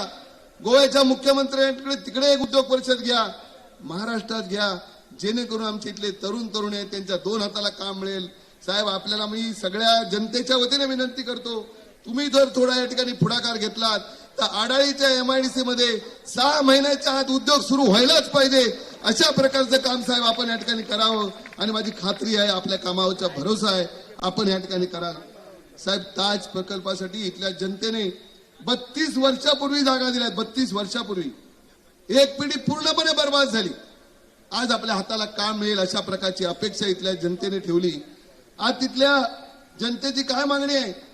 आमचं 9 हेक्टर क्षेत्र आहे मच्छीमारांचं, त्याच्यात घरं आहेत, ती तुम्ही वगळा. 140 मधून समजा 9 हेक्टर गेले तर 102 हेक्टरच्या जवळपास आपल्याला जागा तिकडे उपलब्ध होईल. आपण तशा प्रकारचं काम करा. पण या मंत्री महोदयांनी केसरकरनी घाई गडबडीत त्या लोकांना कोणाला भेटायला दिलं नाही. घाई गडबडीत गिरीश महाजनना बोलवलं.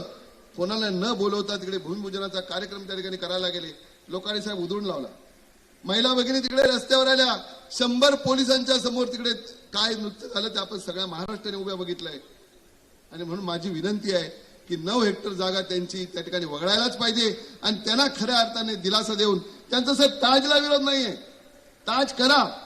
आज ताज महाराष्ट्रामध्ये गोव्यामध्ये जवळजवळ 9 ताजचे हॉटेल आहेत आणि 9 पैकी पहिलं जे जुनं हॉटेल आहे ते 55 एकरमध्ये हॉटेल आहे.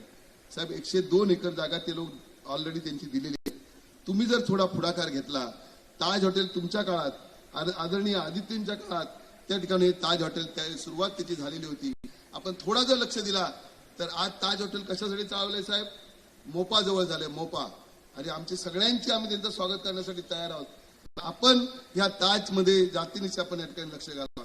साहेब, इथल्या अतिशय चांगल्या गोष्टी या ठिकाणी आपल्याला या ठिकाणी करता येण्यासारख्या आहेत. आणि म्हणून मी इथल्या जनतेच्या वतीने मी विनंती करेन की आपण ह्या सगळ्या संदर्भात जरूर विचार करावा, नोकरी संदर्भात विचार करावा.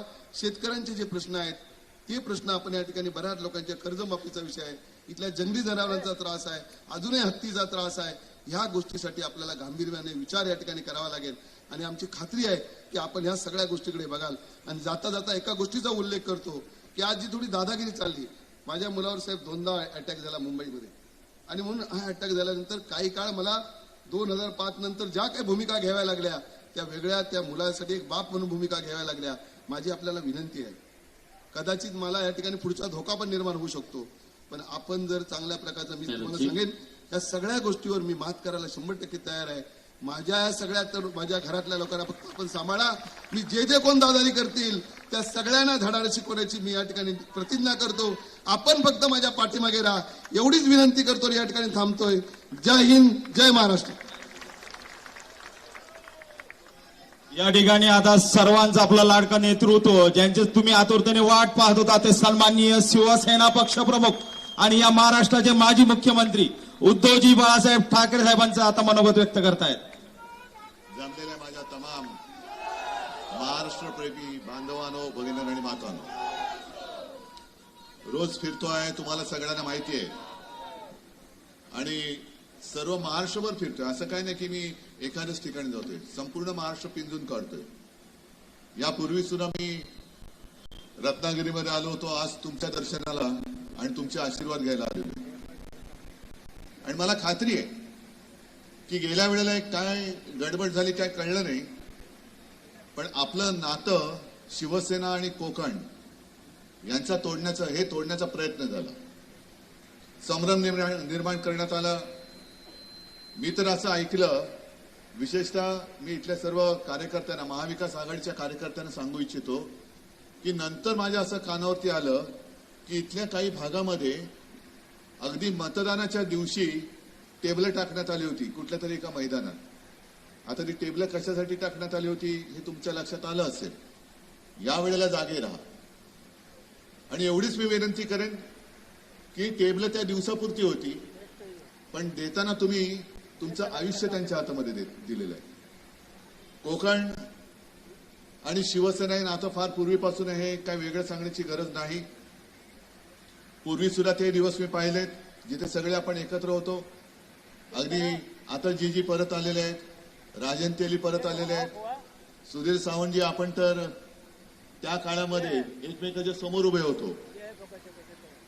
आणि आता आपण सगळे एकत्र आलेलो आहोत. कारण आता पटलंय सगळ्यांना की आपलं कोकण म्हणजे आपलं आयुष्य हे गुंडापुंडांच्या हातामध्ये देऊन चालणार नाही. तुमची मुलं बाळं या कोकणामध्ये ताठ अभिमानाने जगली पाहिजेत, कोणाचे नोकर म्हणून जगता कामा नये. जी काय वकवक स्वतःला कोकणचे सुपुत्र समजतात असे राज्यकर्ते दुर्दैवाने आहेत, त्यांची वकवकच थांबत नाही. आणि इथले उमेदवार तुम्हाला कोण, म्हणजे आपले तर माहितीच आहेत, त्यांना उद्या तुम्ही आमदार करणारच आहात. राजनला आमदार तुम्ही करणारच आहात, त्याच्याबद्दल काही शंका नाहीच आहे. पण आत्ताचे जे आमदार, ज्यांना आपणच मोठं केलं, म्हणजे ज्याला मराठीमध्ये म्हणतात ना, खाली मुंडी पाताळ ढुंडी, हे असं सतत खालीच बघून बोलतात. अगदी म्हणजे आता काय मी नक्कल वगैरे करणार नाही, पण तुम्हाला सगळ्यांना माहिती आहे आधी काय आवडला होता 2014 साली. मला वाटलं अरे वा, चांगला माणूस दिसतोय, सभ्य माणूस आहे, सज्जन आहे.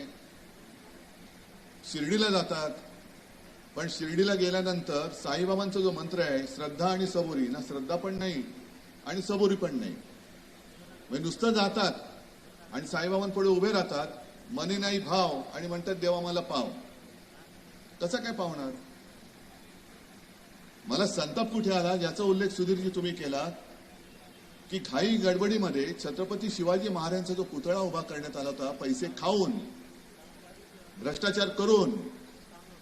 छत्रपती शिवाजी महाराज म्हणजे काय ईव्हीएमचं मशीन नाहीये, पण असा आवडला. आणि मी म्हणेन थोडंसं माझे कोकणवासी जे आहेत ते भोळे आहेत, थोडेसे कदाचित तुम्ही भुलला असाल की अरे मोदी स्वतः आले आणि त्यांनी महाराजांचा पुतळा उभा केला, आणखीन काय पाहिजे, हे महाराजांचे भक्त आहेत. पण हे भक्त नाही आहेत, हे डाकू आहेत, हे दरोडेखोर आहेत. आजपर्यंत 300-350 वर्ष झाली महाराजांनी उभारलेला सिंधुदुर्ग ऊन, वारा, पाऊस, लाटा, तुफान यांचा सामना करून सुद्धा जसं तसं उभा आहे. आणि आमचे दाढीवाले म्हणतात मिंदे की काय करणार, वारे एवढे जोरात होते की त्या वाऱ्याने पुतळा पडला. अरे लाज वाटली पाहिजे तुम्हाला असे राज्यकर्ते म्हणायला. आणि आपले इथले जे आहेत आमदार खाली मुंडी पाताळ ढोंडी, ते तर म्हणतात काय वाईटातून काहीतरी चांगलं होतं, महाराजांचा पुतळा पडला वाईट झालं पण काहीतरी चांगलं होईल. अरे महाराजांचा पुतळा पडला हे वाईट झाल्यानंतर त्यातनं चांगलं काय होणार आहे? मग ही दुर्बुद्धी म्हणजे तुमच्या डोक्यामध्ये मेंदू आहे का कचरा आहे? महाराजांचा पुतळा पडला म्हणजे त्यातनं काहीतरी चांगलं होईल, त्यातनं चांगलं नाही होणार आहे. केसरकर पडल्यानंतर सिंधुदुर्गामध्ये चांगलं होणार आहे.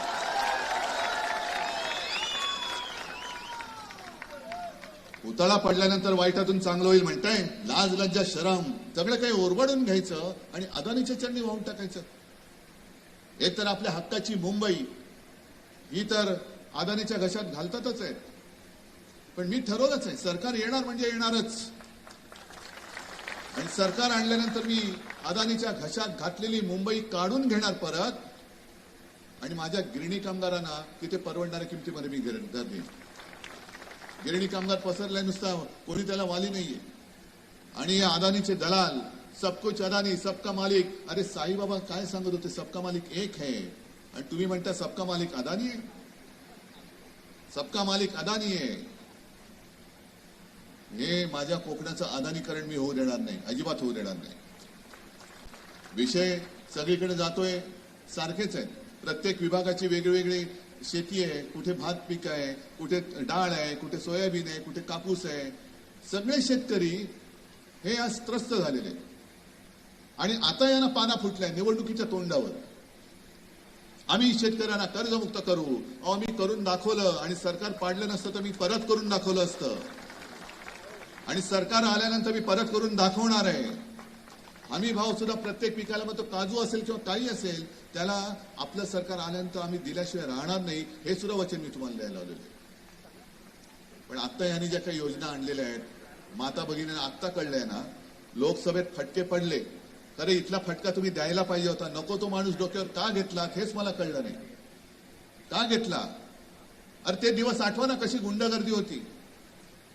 म्हणजे तो जो काय काळ होता 2004-2005, मी त्या मतदारसंघात बसलो होतो आणि गाव, वाड्या, वस्ते, पाडी सगळे जे काय होतो मी फिरत होतो. कुठे 20 घरांचं गाव, कुठे 25, कुठे 10, कुठे 15. संपूर्ण एक अशी भयान शांतता होती, भीतीचं वातावरण होतं, दहशत होती. सगळी लोक येऊन बोलत होती. आणि मग मी निघाल्यानंतर एका ठिकाणी एक तरुण धावत आला. मला म्हणाले, उद्धवजी आम्हाला माहिती आहे तुम्ही सगळेजण इकडे आलात, पण म्हणे नंतर निवडणुका झाल्यावर तुम्ही निघून जाल, आम्ही इकडे राहू. आमच्या बघा इकडे अजूनही दिवे नाहीयेत. आमच्या मुली, आमची मुलं ही रस्त्यातनं एकटी दुपटी कधी रात्री अपरात्री यावं जावं लागतं. त्यांचा वाली कोण? उद्या ह्यांनी केलं तर आम्हाला वाचवणार कोण? कोणीतरी इकडे द्या म्हणे की जो ठाण मांडून बसेल आणि आमचं रक्षण करेल. आणि तेव्हापासून विनायकराव तिकडे जवळपास त्या लोकसभेच्या आधी जेव्हा पहिली लोकसभा जिंकले होते 1.5-2 वर्ष इकडे ठाण मांडून बसले. कधी काय झालं, मी स्वतः एकदा त्या वैभववरती हल्ला झाला, मी स्वतः धावून आलो होतो आणि कोकणने पुन्हा एकदा उभारी घेतली. आज ही उभारी टिकवायची का परत एकदा सगळ्या दरोडेखोरांच्या हातामध्ये तुमचं आयुष्य द्यायचं, हे येणारी निवडणूक म्हणजे तुम्ही ठरवणार आहात. आम्ही तळमळीने बोलतो, तळमळीने बोलतो, कारण हे बघवत नाहीये. ज्या काही गोष्टी इकडे चालल्यात या बघवत नाहीये. म्हणजे मी ग्रामीण भागात गेल्यानंतर शेतकऱ्यांना जो प्रश्न विचारतो तसाच मी तुम्हाला विचारणार आहे.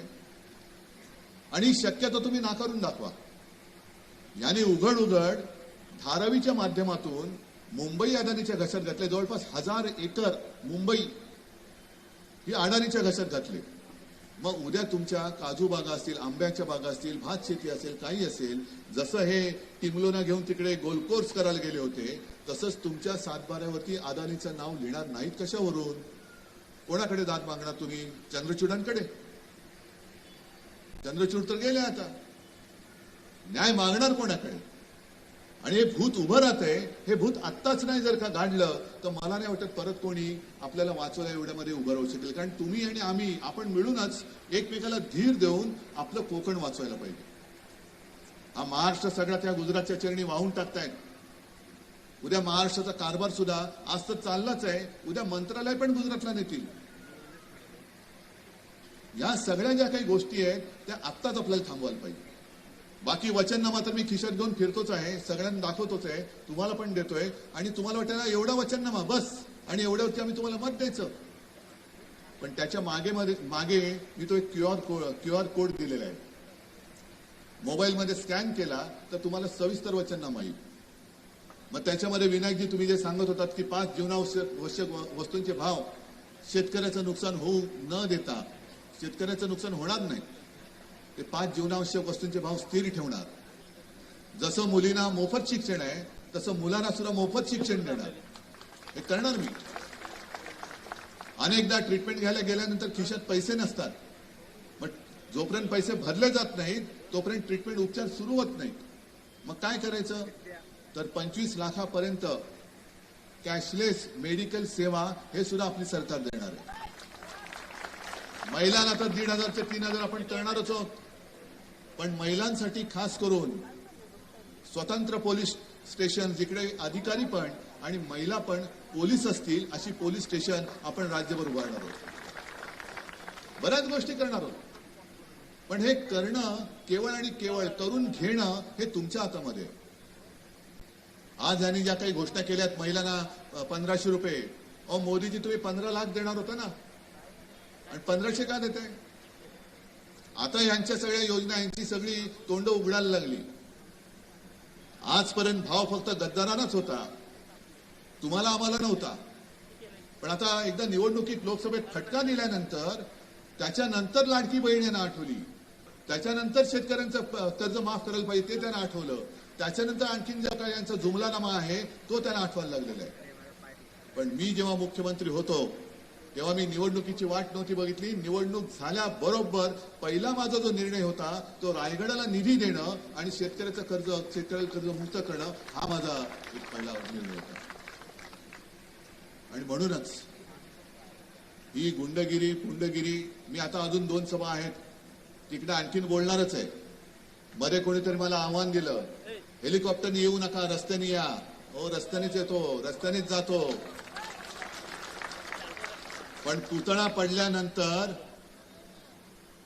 ही शिवद्रोही माणसं, आपली माणसं तिकडे गेली होती, आदित्य पण गेला होता, विनायक होते, सगळी तुम्ही कोकणवासी तिकडे गेलात, त्याच्यामध्ये हे शिवद्रोही माणसं ठाणाणा करत बसले. ही शिवद्रोही आहेत, महाराष्ट्रद्रोही आहेत. म्हणूनच मी माझ्या भाषणाची जी सुरुवात करतो, माझ्या महाराष्ट्र प्रेमी बांधवांनो, भगिनींनो आणि मातांनो, ही जी लोक आहेत ही आपली द्रोही आहेत.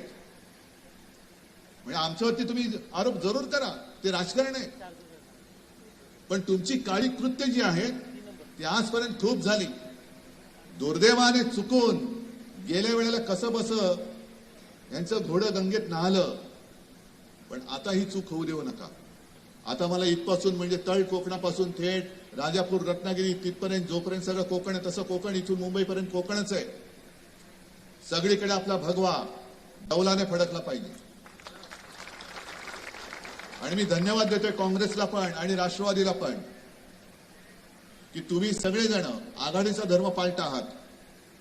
काही जण बंडखोरी करतायत महाराष्ट्रद्रोह्यांना मदत करायला. त्यांना मी सांगतोय कशाला तुम्ही पाप तुमच्या पदरात घेताय. तुम्ही बंडखोरी करताय, ती बंडखोरी नाही, ती सुद्धा महाराष्ट्राशी केलेली गद्दारी आहे. आणि जे कोणी बंडखोर महाविकास आघाडीचे म्हणून दाखवत असतील आणि त्यांची कामं करणारी सुद्धा जी असतील त्यांना सुद्धा मी हेच सांगतोय की तुम्ही पापाचे धनी होऊ नका, तर कोकणवासियांच्या आशीर्वादाचे धनी व्हा. अजूनही वेळ गेलेली नाही आहे. जागांमध्ये थोडीशी खेचाखेच चालते. काही जागा आम्हालाही पाहिजे होत्या, काही जागा काँग्रेसलाही पाहिजे होत्या, काही जागा राष्ट्रवादी म्हणजे शरद पवारांनाही पाहिजे होत्या. पण एकदा आघाडी केल्यानंतर एकत्रित मिळून जे काही जिंकायचं आहे ते करताना मोठं स्वप्न बघा तुम्ही. व्यक्तिगत स्वप्न आता खूप झाली. व्यक्तिगत स्वप्नासाठी तुम्ही बंडखोऱ्या करू नका. कारण त्याला मी मुळामध्ये बंडखोरीच मानायला तयार नाही. ही तर महाराष्ट्राची आणि महाराष्ट्राच्या मातीशी केलेली गद्दारी ठरेल तुमची. उगाच काहीतरी महाराष्ट्र प्रेमींची मतं आहेत ती महाराष्ट्र द्रोह्यांच्या पदरात टाकू नका. ही विनंती मी आज जाहीरपणाने करतोय, प्रत्येक ठिकाणी करतोय. आज मुद्दामून मला सगळ्यांनाच म्हणजे जीजी उपरकर आपल्या सोबत आलेत, राजन तर आलेच. राजन तुमचे अनुभव तेव्हाचे ते इथे सांगा, जरूर सांगा. सुधीर सावंतांना धन्यवाद देतोय. अगदी आपल्या शैलेश परबला पण मी धन्यवाद देतोय. कारण शैलेश तुम्ही इकडे पण आणि मुंबईत पण या, इकडे सगळे जे कोणी कोणी आहे ते सगळे या.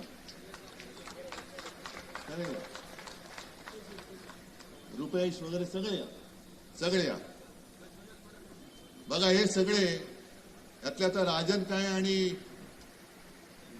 जीजी काय, शैलेश तर आपलाच आहे, पण हे सुद्धा आता कुठे बाबा उमेश चला अरे जय महाराज.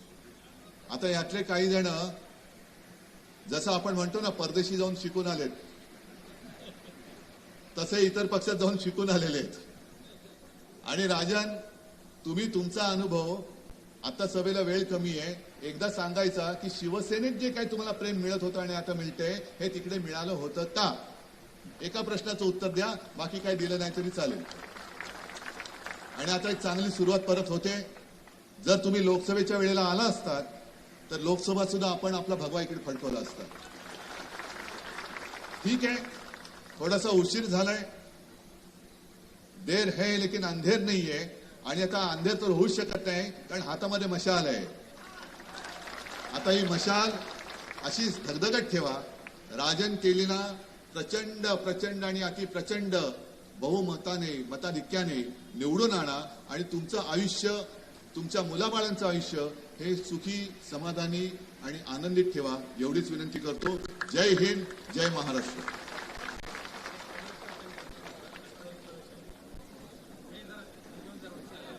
या ठिकाणी काँग्रेसची जिल्हाध्यक्ष, तालुकाध्यक्ष आपलं उद्धव साहेबांचं स्वागत करतायत.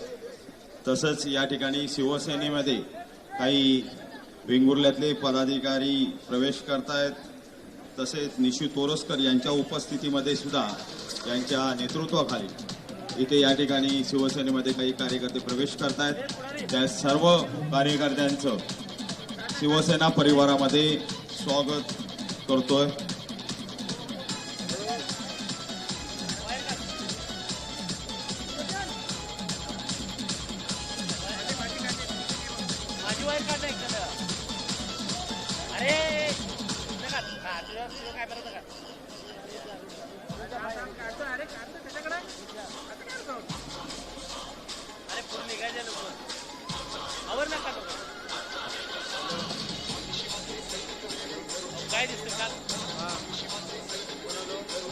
या ठिकाणी सर्व महाविकास आघाडीच्या सर्व कार्यकर्त्यांचं, सर्व नेते मंडळींचं मी मनपूर्वक आभार मानतो आणि सभा संपल्याचं जाहीर करतो. धन्यवाद.